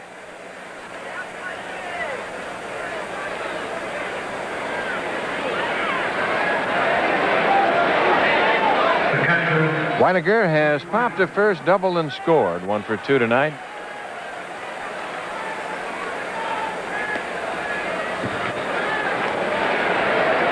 One ball and no strikes to Butch with Pagliarulo on deck.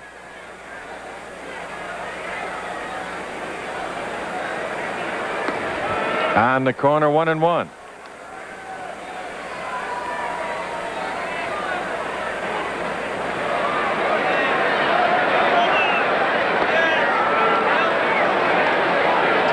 One ball and 2 strikes to count.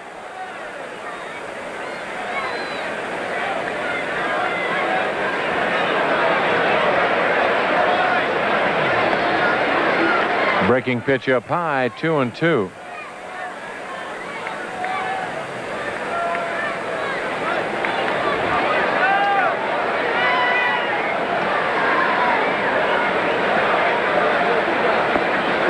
A little bit low. The count goes full, 3-2.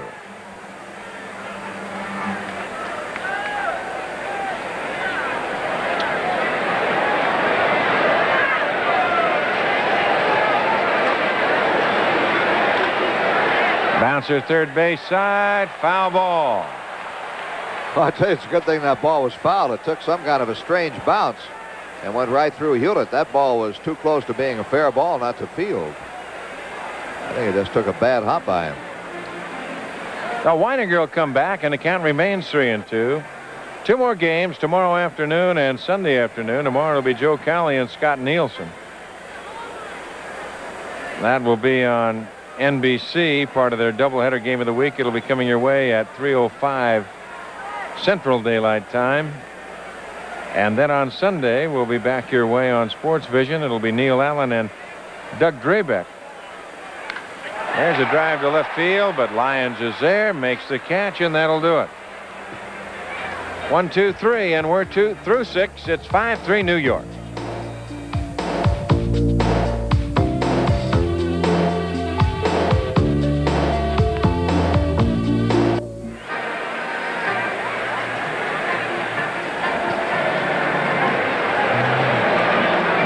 Yeah, there's a date to jot down. Sunday, August 3rd against the Tigers. It'll be Corduroy Cap Day. That'll be presented by Ace Hardware Stores, and it's to all fans who come to Comiskey Park.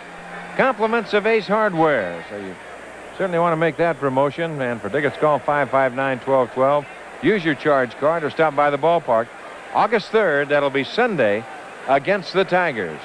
Right here through 6-5-3 New York. We go to the 7th. And once again, here's Frank. Okay, Don, and it's John Cangelosi to lead off. He struck out in the first inning. Since then, he has singled and doubled, 2 for 3 tonight. The Yankees, though, are leading 5-3, even though being out-hit by the Sox 7-6. It has been an errorless ball game. So Cangelosi will bat right-handed for the first time tonight, facing Al Holland. Joe Niekro went 5 innings, allowed 3 runs, all earned, 7 hits, walked 2 and struck out 4, and Joe Niekro is the pitcher of record. High fastball, ball 1. One of the 7 hits given up by Joe Niekro was a 3-run homer by Joel Skinner to account for the 3 Sox runs. A strike, and it's 1-1. Following Skinner's 1-out 3-run homer, Cangelosi singled and Guillen doubled in the second inning. They walked Baines to load the bases, but the Sox could not take advantage as Walker popped up and Hairston flied to left. Foul back and out of play. The Yankees came back with a run in the 3rd and 3 in the 4th. And the Yankees now lead at 5-3.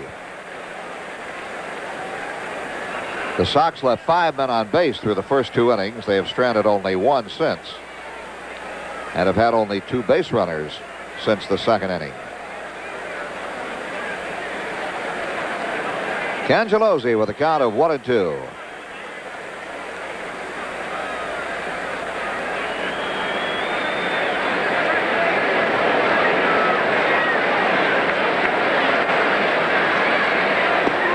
And Holland gets his 3rd strikeout. He's faced 4 men and struck out 3 of them.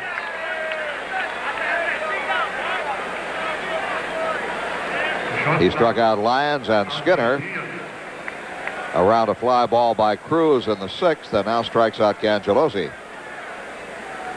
Ozzie Guillen has had a couple of hits tonight, a single in the 1st and a double in the 2nd. He hit the ball back to then pitcher Joe Niekro in the 4th, and Niekro threw him out. So Guillen is 2 for 3.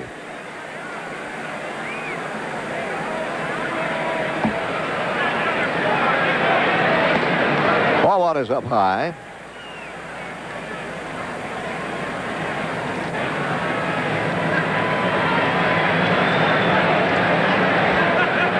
Well, if you're a Sox fan, you may remember Pat Siri.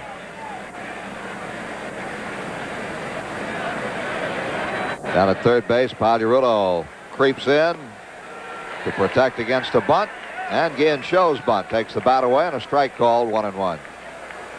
Lifetime .315 hitter against the Yankees, 23 for 73.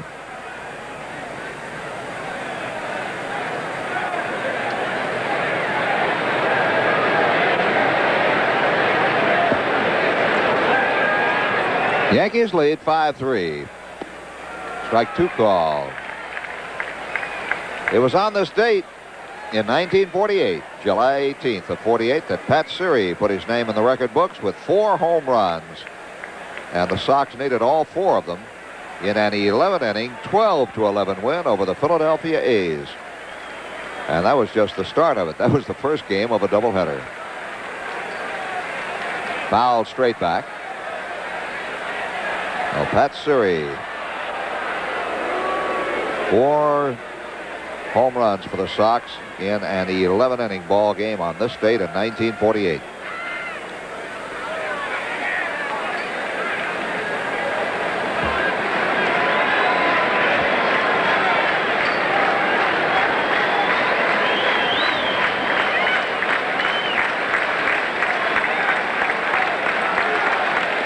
Fouled off. Ozzie got just a piece of it and stays alive. Other memorable events in baseball in this state. Ty Cobb got the 4,000th hit of his career on this date in 1927.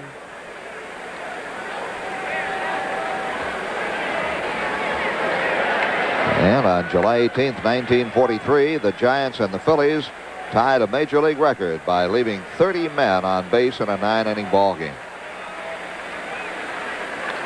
Another foul back, and just to our left, almost into our radio booth next door.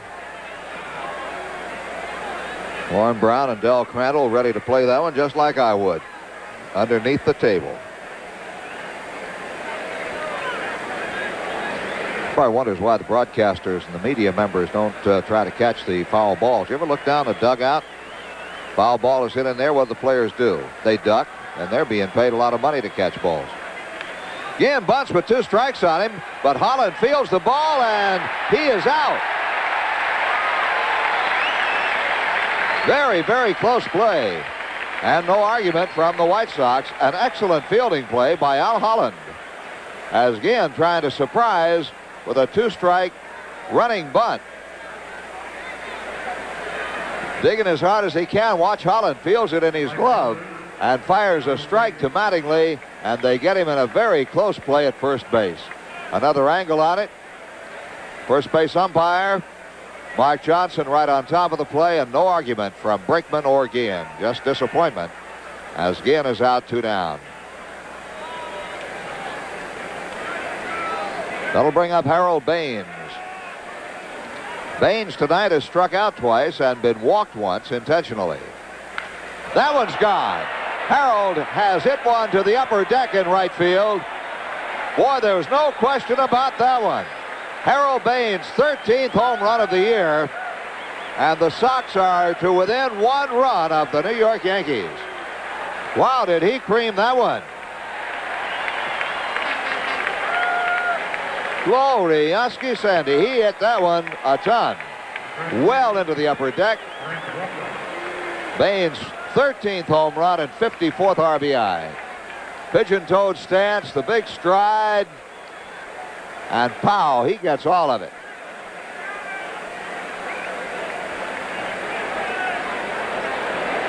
And there it goes at the upper deck, and the Sox now trail by a run. That is their first hit off Al Holland, and the first pitch to Walker is fouled straight back. Sox now have hit 2 home runs in the ball game, and all 4 of their runs have come on homers.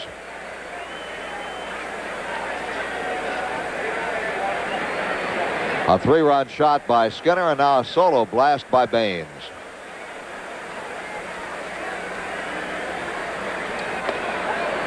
A ball and a strike, and the Yankees get Righetti up in their bullpen. There's David. Boy, he almost blew the game last night. It wasn't his pitching, but his fielding, really. Walker checks the swing, but he foul tips it, and it's a ball and 2 strikes. Walker hit 2 of those 6 triples in the ball game. When was it? Last Sunday, right, Jimmy? Against Baltimore? First time I'd seen a player hit 2 triples in the same game in a long time, and Walker was 6.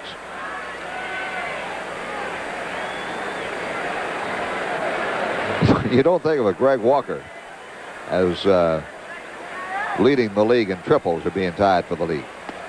He's out of there.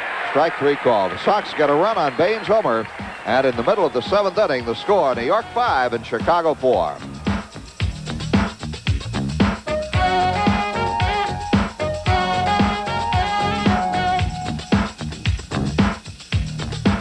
American League scoreboard. It's Detroit 4-0 over Texas in the 5th, 3-1 Minnesota over Baltimore in the 4th, and 2-1 Kansas City over Cleveland. The rest of the action on the coast starting in about an hour or so.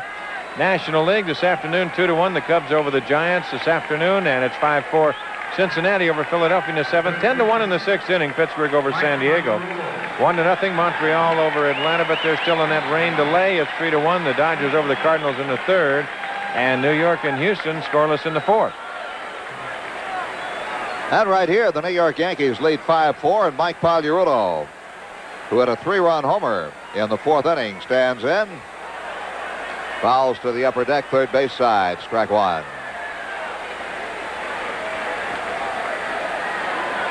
The Yankees have 2 home runs tonight, a 3-run shot by Pagliarulo, a solo blast by Mattingly. And Pagliarulo gets one to left field, and that is one of those Don Mattingly specials we were talking about earlier. A two-base hit. As the ball was touched by a fan, it bounced up there into the crowd. The throw to second base by Lyons meant absolutely nothing. A two-base hit for Pagliarulo.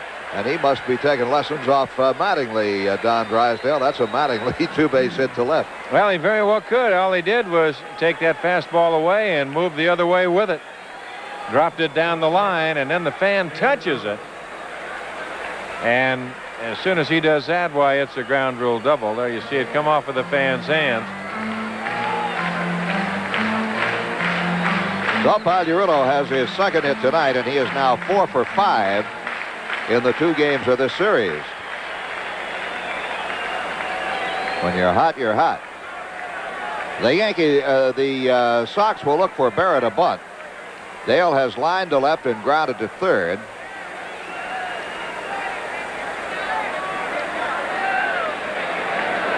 Again, ducked in behind Pagliarulo at second base, but no play.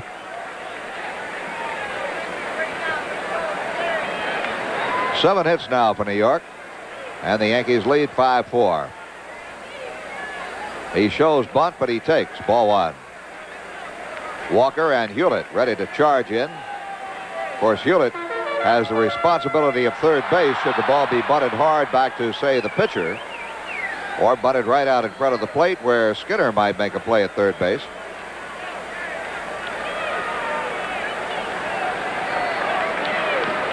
And he bunts out in front of the plate. Skinner looks at third, but makes the play to first.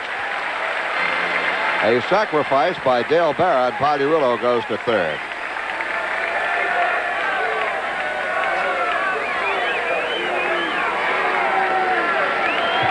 There it is. That's a good bunt.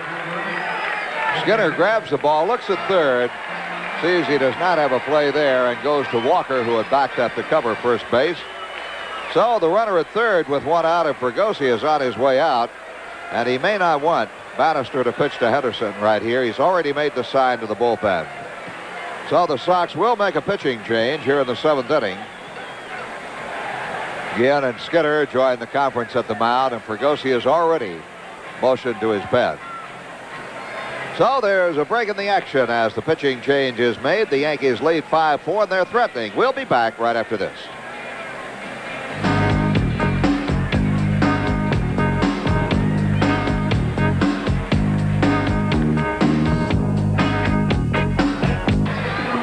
Well, he got 2 of the 5 saves in his over his last 4 outings against the California Angels and the Cleveland Indians.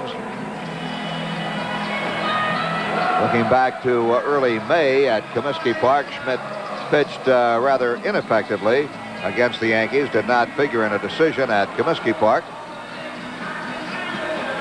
And then at Comiskey Park earlier this month, he pitched very well, retired all 4 batters he faced, and held the ball game for a Bannister win and a Bob James save, as I recall, in that one. This role here, Don, the lead-up role, of course, it isn't a lead-up right now. I don't consider it a lead-up because the Sox are not leading in the ball game. But the lead-in role to your late-game saver is such an important role, and the man that goes to such a great extent unsung in that role. Well, that's true, because the guy that will pick up a save and something like that, he's the one that you'll see the name in the paper. That save rule, Frank, is a very misleading rule. Oh, no question. It is really misleading, and it's kind of a tongue-in-cheek type rule, and they could certainly fix that a lot better. There's no question about that. But this position right here, you're talking about Dave Schmidt, very important, because once again, he's in that hold-'em role. Yes. Well, the infield is in with 1 out. Pagliarulo at third, and Henderson the batter. And a bouncer foul left side. Henderson tonight has gone 1 for 3. He had Bannister's first pitch of the ball game, and it was a fastball. Bannister's first pitch was hit by Henderson for a double to left field. He stole third and scored on a ground out. Bouncer to third. That'll hold the runner. Good play by Hewlett. Throws on and gets Henderson. Well, I'll tell you, Pagliarulo had to scoot to get back there to the bag. Second baseman. Well, that was a good play. Now, here's a case. Don Zimmer yelling very quickly at Pagliarulo, get back. There's no need to go. Infield in, contact play right there. You don't have to go. And in that case, the Yankees didn't have anything that was a mandatory go play on. Bannister pitched a good ball game, Frank. He only threw 86 pitches while he was in there. All right, there are 2 down, and now Willie Randolph is 0 for 3 tonight. Fly to center and grounded twice to Ginn. Little break on that one from Schmidt, and it's strike 1. The Yankees lead 5-4. Now with 2 outs, of course, the Sox have the infield back except for the third baseman, Hewlett. Cangelosi playing a rather shallow center field, and the same for Baines and right. And Randolph, what power he has is to right and right center. He seldom, if ever, pulls the ball. Loops one foul back to the crowd. 2 strikes.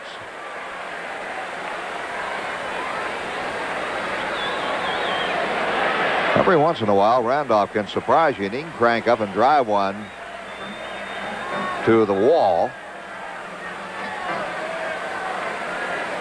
And he'll get his 2 home runs a year. A ball and 2 strikes. Willie will keep you in suspense on the 2 home runs. You have no idea when he's going to get them, and that's about what he'll do, 2 a year. He's had 1 this year. That was in Toronto. You saw it. Yep. All right. The only reason I know where it was at. And that was the only run the Yankees got that day. That was that 15-1 Toronto win. Ooh, I remember that game. Yeah, I'd forgotten you were there for that one, Don. Foul ball.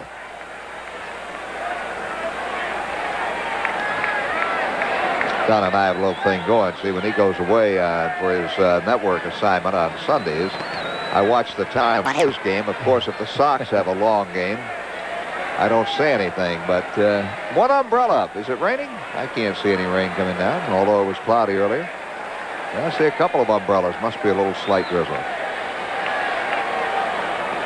And that ball gets away. Will they get in? No, he's safe. Pagliarulo scores on what will be ruled a wild pitch. And the Yankees now lead 6-4.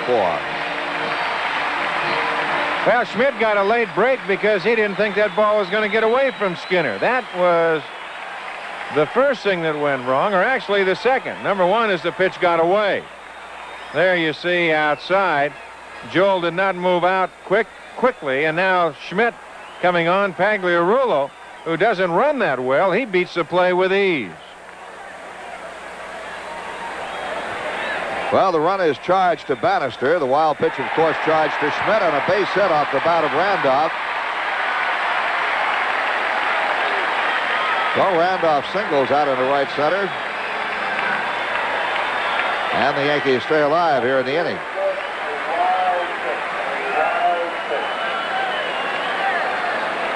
And Don Mattingly will have an at-bat here in the 7th. Mattingly has homered in 3 trips tonight.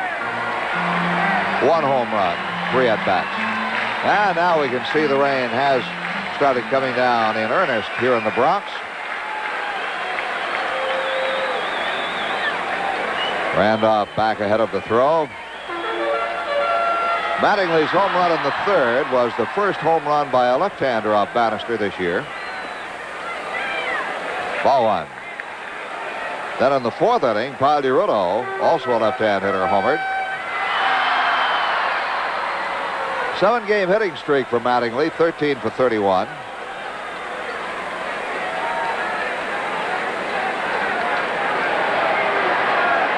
Mattingly leads the league with 31 doubles. And a line drive right to Walker. The Yankees get 1 run on 2 hits and leave a man at the end of 7 innings. It's New York 6, Chicago 4.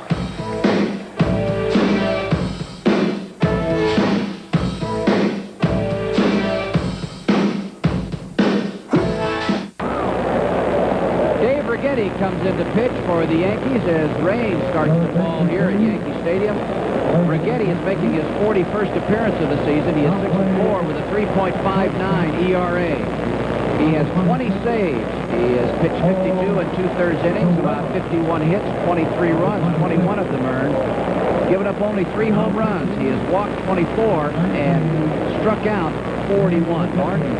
Our White Sox scoreboard is brought to you by Gabriel Hijacker Shock Absorbers at Chuck's Auto Parts, 52 East North Avenue in North Lake. And you can get a $10 rebate direct from Gabriel when you buy a pair of hijackers during Gabriel's Red Hot rebate through August 31st.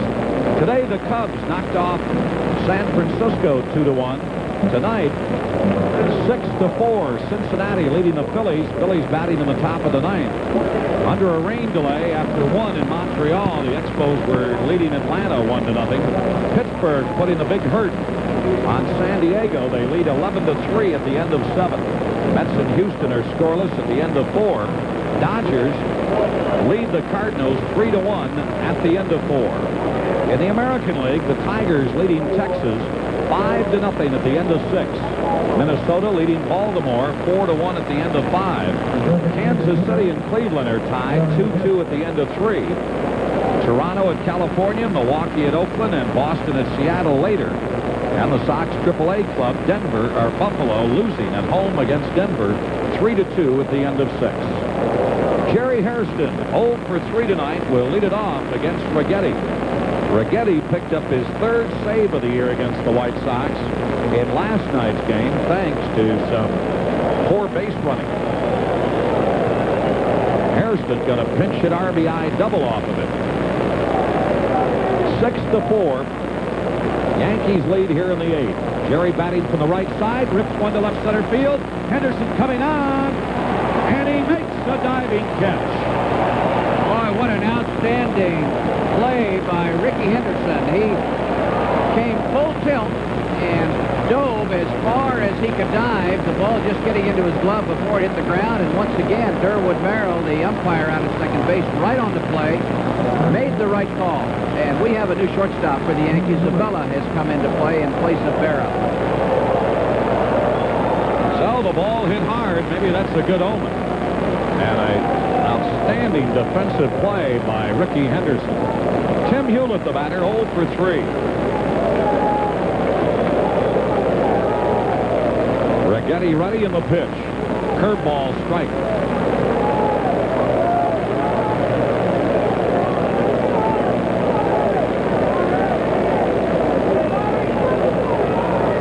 Left-hander delivers. Curveball swing and a miss. Breaking in on him. And he's out in front of the count, 0-2. Al Holland went 2 innings, allowed 1 run. It was a homer by Baines. He didn't walk anybody, and he struck out 4. Lord, what I was going to say is Righetti doesn't throw too many big breaking curveballs. He usually goes with a fastball and slider, but he's thrown 2 to Hewlett. Here's the pitch. Strike 3 called in the outside corner. Yankee pitchers have struck out 9 tonight.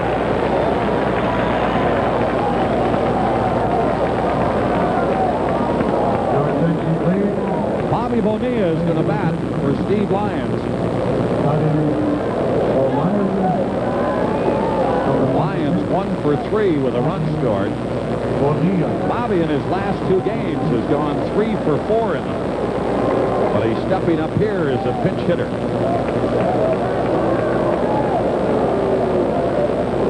Nobody on, 2 out. And the pitch is a strike. Bobby Bonilla, as a pinch hitter, does not have a hit, and he has been at the plate 7 times. Left-hander delivers the delivery. Curveball that he laid off of inside a ball. 1 ball, 1 strike. Sox trail by a pair. Left-hander ready, and the pitch. Low. 2 balls and a strike. O'Neill 3 for 4 last night, and then thrown out at the plate with nobody out. To Tapper back to the mound. Righetti delivers. Strike call, 2-2.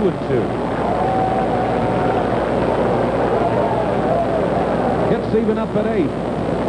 Both clubs with 3-run homers and solo homers tonight. But the Yankees lead by a pair. The pitch. Swinging a 1-hopper back to the mound. Righetti throws him out. 3 up, 3 down. We go to the bottom of the 8th. 6-4 Yankees on the White Sox Radio Network and WMAQ. What happens weekdays between 10 and 2 on the new MAQ? The next White Sox fireworks night of the year is set for Saturday, August the 2nd. The Detroit Tigers are going to be in town, and remember, that's a 6 o'clock ball game. And this fireworks night is going to be sponsored by Kool-Aid. Dave Winfield leads it off here in the 8th inning. 1 for 3 tonight as the Yankees lead 6-4. Dave Schmidt on the mound. And the pitch, strike in the inside corner. Bobby Bonilla remains in the ball game in left field for the White Sox. It'll be Winfield, Renicky, and Easler, but we're going to have a pinch hitter for Renicky. Looks like Pasqua. Schmidt delivers inside. Let's pause 10 for identification on the Chicago White Sox Radio Network. This is the new MAQ, 67 WMAQ Radio Chicago. The 1-1 delivery, swing and a miss. Some kind of breaking ball way high. Yeah, that was Dave Schmidt's palm ball. He uses it just like other pitchers would use a breaking ball. He throws it a lot. It does go down and away from the right-handed hitter, so it's very effective when he gets it over. Well, that one was way up. Well, he just didn't get it down. And Winfield missed it. Here's the pitch. Swinging a shot, a base hit into left center past the diving Ozzie Guillen. Winfield with his second hit of the night. Second hit off of Schmidt. And Don Pasqua will pinch hit for Renicky. Renicky 0 for 3 tonight. And he'll stay in the ball game, I'm sure, or Washington in the ninth. In the White Sox ninth, it'll be Cruz, Skinner, and Cangelosi. That is the schedule order. Pasqua on the season has hit .308. He's hit 2 home runs and driven in 16. Schmidt out of the stretch in the delivery. And he couldn't hold up. Goes around. Strike one. Has a swing, Lauren, that looks like it's really designed for the ballpark here in New York. Yankee Stadium, of course, very short in right field. Looks like he's a pull hitter and strong. People talk to the Yankees about trades. His name is always brought up, but they don't want to let him go. Boy, I saw him hit at batting practice today, and he can really get him up in those seats in a hurry.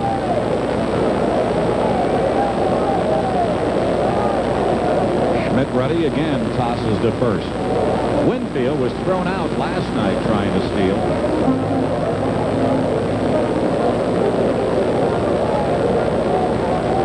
Outfield playing Pasqua straight away. Schmidt ready, the delivery. Swing and a miss. And he's out in front of him, 0-2. Well, Winfield is the kind of base runner that he will try to steal important bases for you. Last year, he stole 19. He has stolen 4 so far this year, but he kind of picks his spots. The 2-strike pitch. Just got a piece of it. Into the Yankee dugout it goes.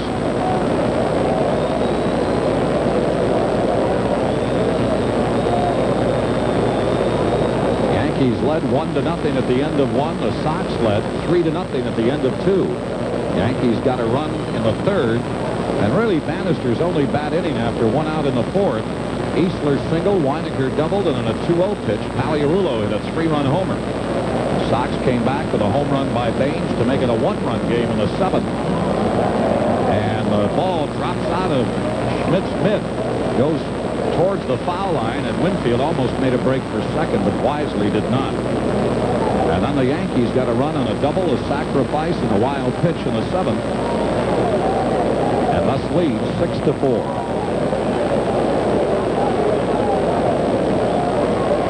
Schmidt out of the stretch. And the delivery misses outside. 1 ball, 2 strikes.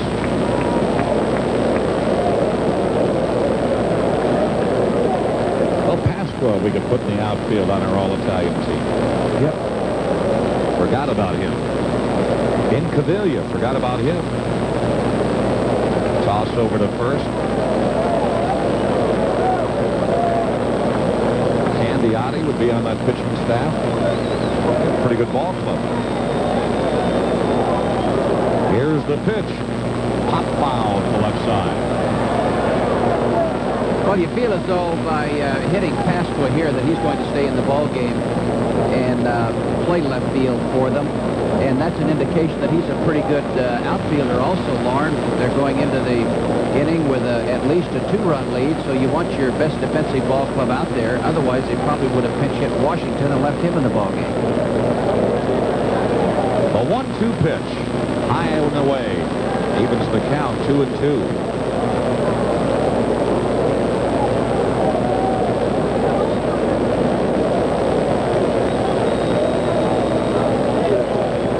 Right-hander is ready.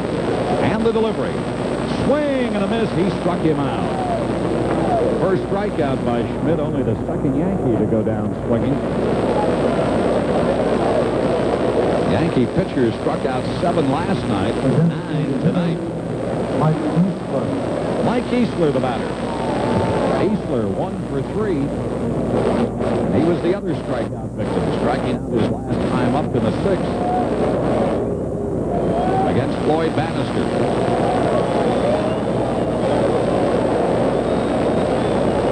Here's the delivery, and it's high outside the ball. Well, you can look back at that second inning. The Sox had 3 on the board, the bases loaded and 1 out, and weren't able to add any more.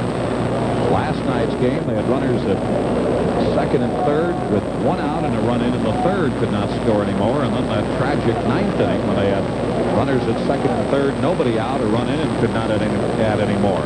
Here's the pitch, base hit down the right field line. Winfield with good speed coming to third, and Zimmer is going to hold him up as Easler is on with a double. Baines got on the ball in a hurry to make sure that Winfield stayed at third base. It looked as though he might have a shot at it and scoring, but Baines came up with the ball, got it in quickly to Julio Cruz, who relayed it on to the plate, and Don Zimmer held up Winfield. 4 doubles for the Yankees tonight and a couple of home runs. 6 of their 10 hits for extra bases. And the batter, Butch Weiniger, a switch hitter who will bat from the left side. He is 1 for 3 tonight, a double.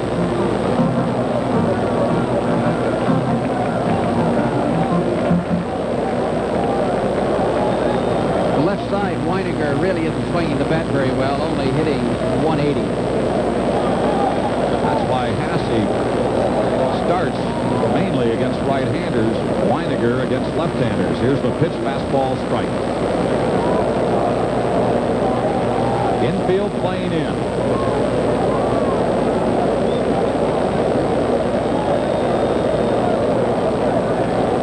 Right-hander ready in the pitch. And it's low. Winfield at third, Easler at second. 1 out.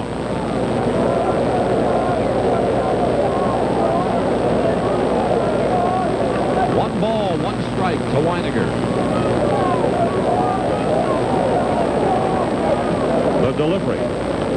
Popped it up, but it'll come back and be out of play.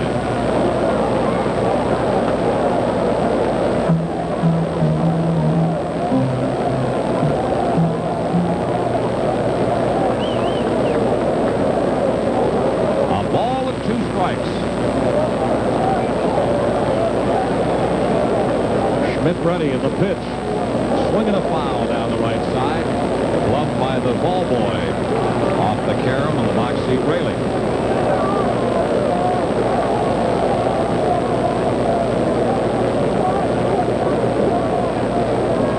Schmidt trying to get out of this inning to keep it a 2-run game. The delivery. Swinging a drive with foul. Into the third deck. Count remains 1-2. Schmidt has been throwing him palm balls, and Weiniger has been out in front. And Schmidt that time thought he would come in with a fastball and sneak it by him, but Weiniger was right on it. In fact, he got way out in front and pulled it foul.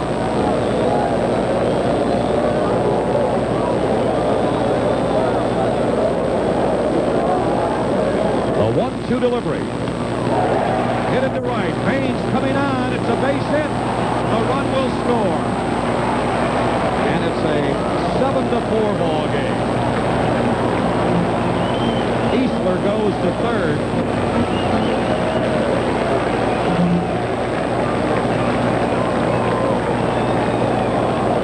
That is the first run in 9 innings that Schmidt has given up in his last few outings.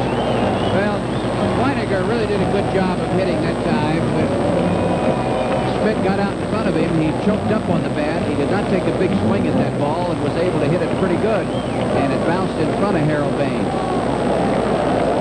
Ball got by Harold, but not far enough to allow Easler to come all the way around. Mike Pagliarulo with a big night tonight. Looks at a ball outside. He has walked, he's hit a 3-run homer, and he has doubled and scored.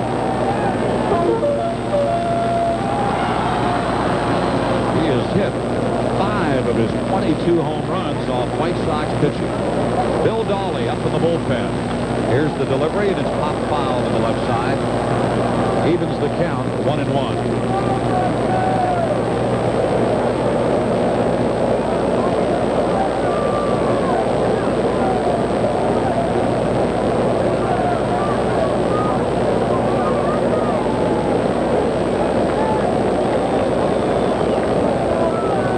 Here's the pitch, and it's high and inside. 2 balls and a strike. 7-4, the Yankees lead.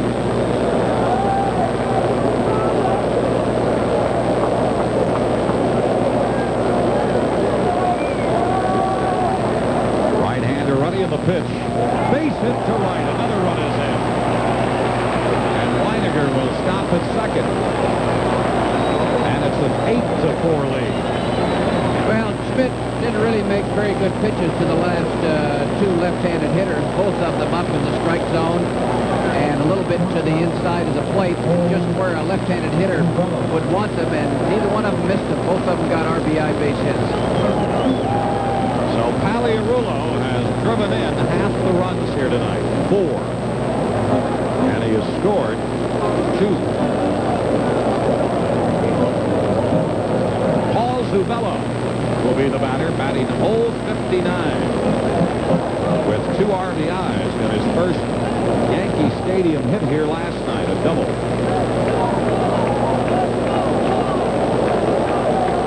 Zuvella with 2 hits and 34 at bat and 2 RBIs. Here's the pitch. A looper into right. It will drop, a base hit. And they'll hold the runner at third. The bases are loaded. 4 straight hits. 5 of the 6 batters in the inning have hit.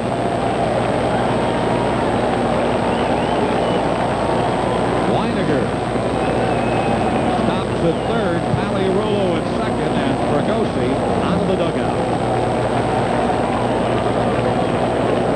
So Schmidt, who came into tonight's game in his last 5 outings, had allowed only 1 hit in 7 innings.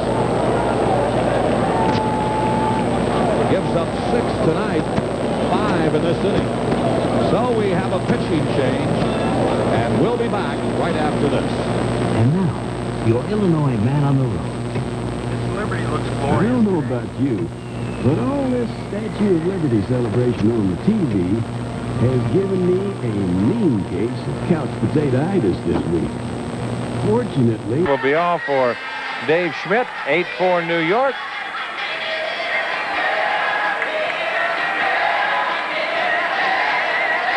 And we'll be right back.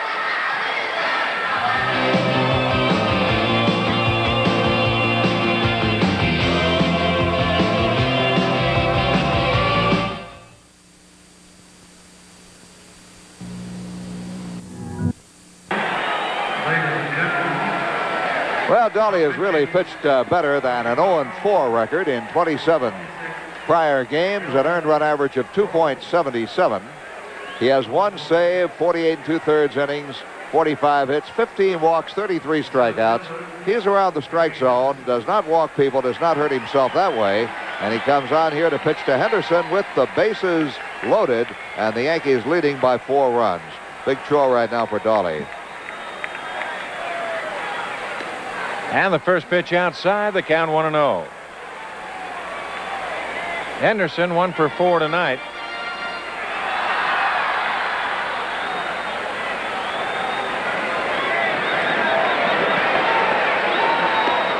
And the count 1-1.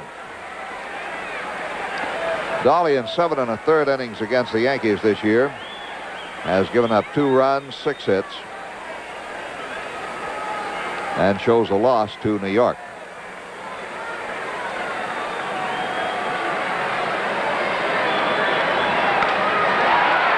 Down the right side, that will slice foul and out of play. And the count goes to 1-2. 8-13-0 for the Yankees, 4-8-0 for the White Sox.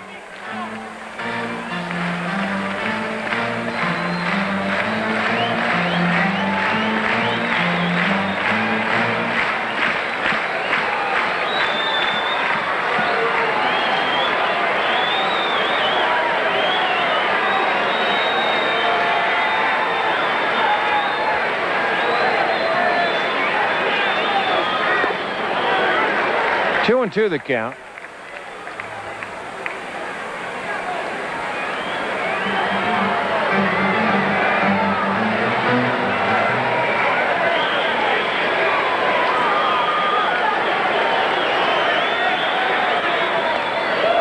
And the count 3-2.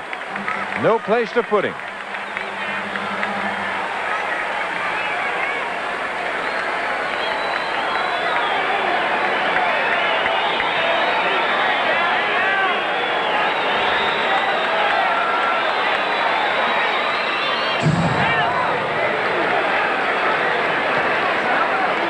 Count remains 3-2. Willie Randolph on deck. 7th inning, no score. New York and Houston. Boy, they got a dandy going down there.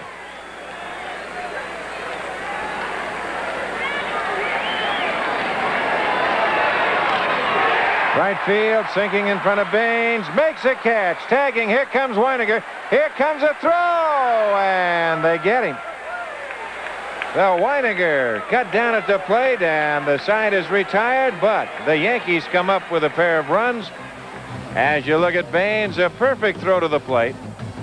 And through 8, it is 8-4 New York.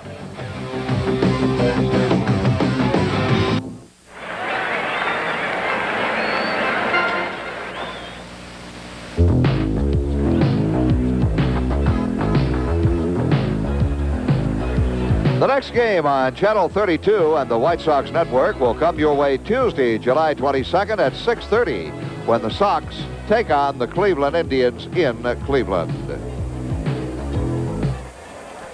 Jim Fregosi is ready to go to his bench. He's got Tolleson out to bat for Cruz.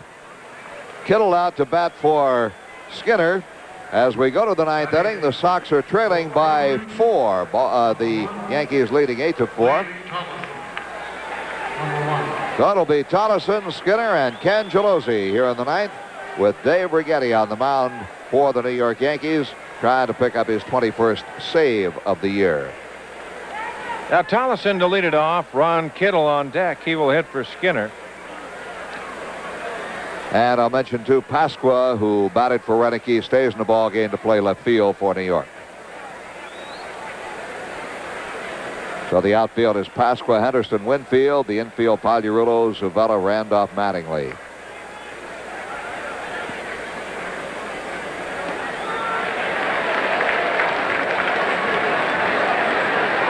Oh, 1 the count.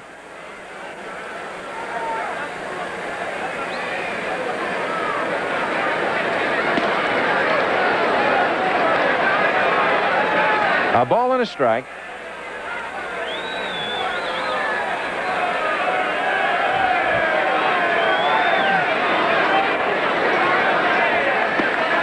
And the count 1-2.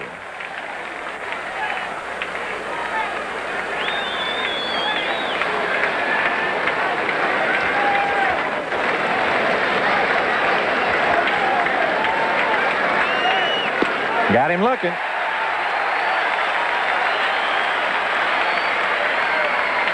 Well, Tolleson down on strikes, and that will bring on Kittle. Here's the last pitch. No question about it being in the strike zone. Rigetti has his second strikeout. He's faced 4 men, struck out 2 of them. Ron Kimball, number 42.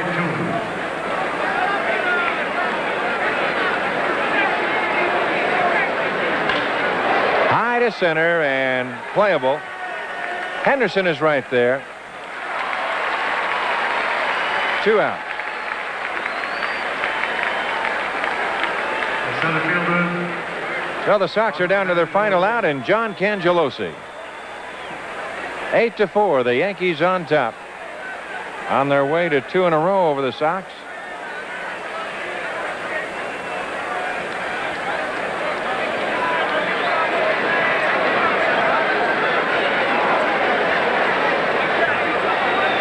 Cangelosi 2 for 4 tonight, a single, a double, and he has struck out twice. Takes a strike, 0-1. Ozzie Guillen on deck.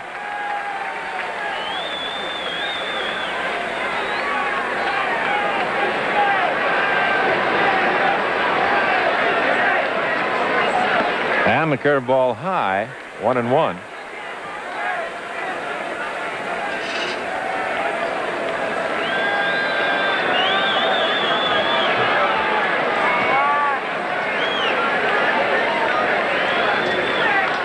A bouncer to the hole. Zuvella, tough play. Set, throw. Look at that by Mattingly.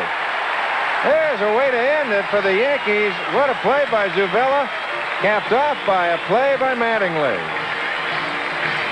There's a play of the evening right there. As far as the Yankees were concerned. And take another look at it. Well, you'll see Zuvella range deep to his left. Ball comes up in a hop. He backhands it. And in the same motion, throws on 1 hop to Mattingly, who digs it out of the dirt, proving once again why he's probably the best defensive first baseman in the American League, if not in the major leagues, as well as the best hitter in the league. We'll be back. Final score, the Yankees 8 and the White Sox 4. Yankees 8 runs, 13 hits, no errors. They left 5. The White Sox 4 runs, 8 hits, no errors. They left 6. Negro the winner, 8-6. Bannister the loser, 5-6. And give Rigetti his 21st save of the year. The Nissan Player of the Game Award goes to Joel Skinner's 3-run homer in the second inning. Gave Sox 3 of their 4 runs. The Chicago area dealers are proud to present $100 in Joel's name to the Special Olympics. So here at Yankee Stadium tonight, as they put the cover on by the grounds crew, it rained some base hits at key times for the New York Yankees here tonight, as the White Sox went down to defeat by a score of 8-4. And now, Frank, they're in a tough position. They got to win 2 more. They have not lost a series under Jim Fregosi. They have got to win the next 2 to split. Well, they really do, and that's awfully tough to do. The Yankees had not played well here at Yankee Stadium. The Yankees really did not play that well in last night's ball game. Tonight, the Sox had a chance in the second inning. Just 1 more base hit. A base hit by Walker in the second inning with the bases loaded, or by Hairston with the bases loaded. Could have been a much different ball game, but that's the way it goes. Well, we'll see what happens tomorrow. And don't forget, it'll be on NBC tomorrow. Game of the week, the second game of the doubleheader, and that will be Scott Nielsen and Joe Cowley going into action here, and that game will be 3 o'clock. That will be Central Daylight Time here from Yankee Stadium. The next WFLD game will be on Tuesday, July 22nd at 6:30 when the Sox play the Cleveland Indians. That game was produced and directed by Jim Angio. Coordinating producer was Lorene Ong. Production manager was Ken Kolb. Assistant production manager was Tom Fick. Studio director was Karen Barnett. Remote facilities provided by WPIX-TV of New York. The executive producer for the WFLD Chicago White Sox Network was Bob Simone. Once again, the final score, the Yankees 8 and the White Sox 4. For Frank Messer, I'm Don Drysdale saying good evening from New York. The preceding has been a sports presentation of Fox Television Stations Incorporated and the Chicago White Sox.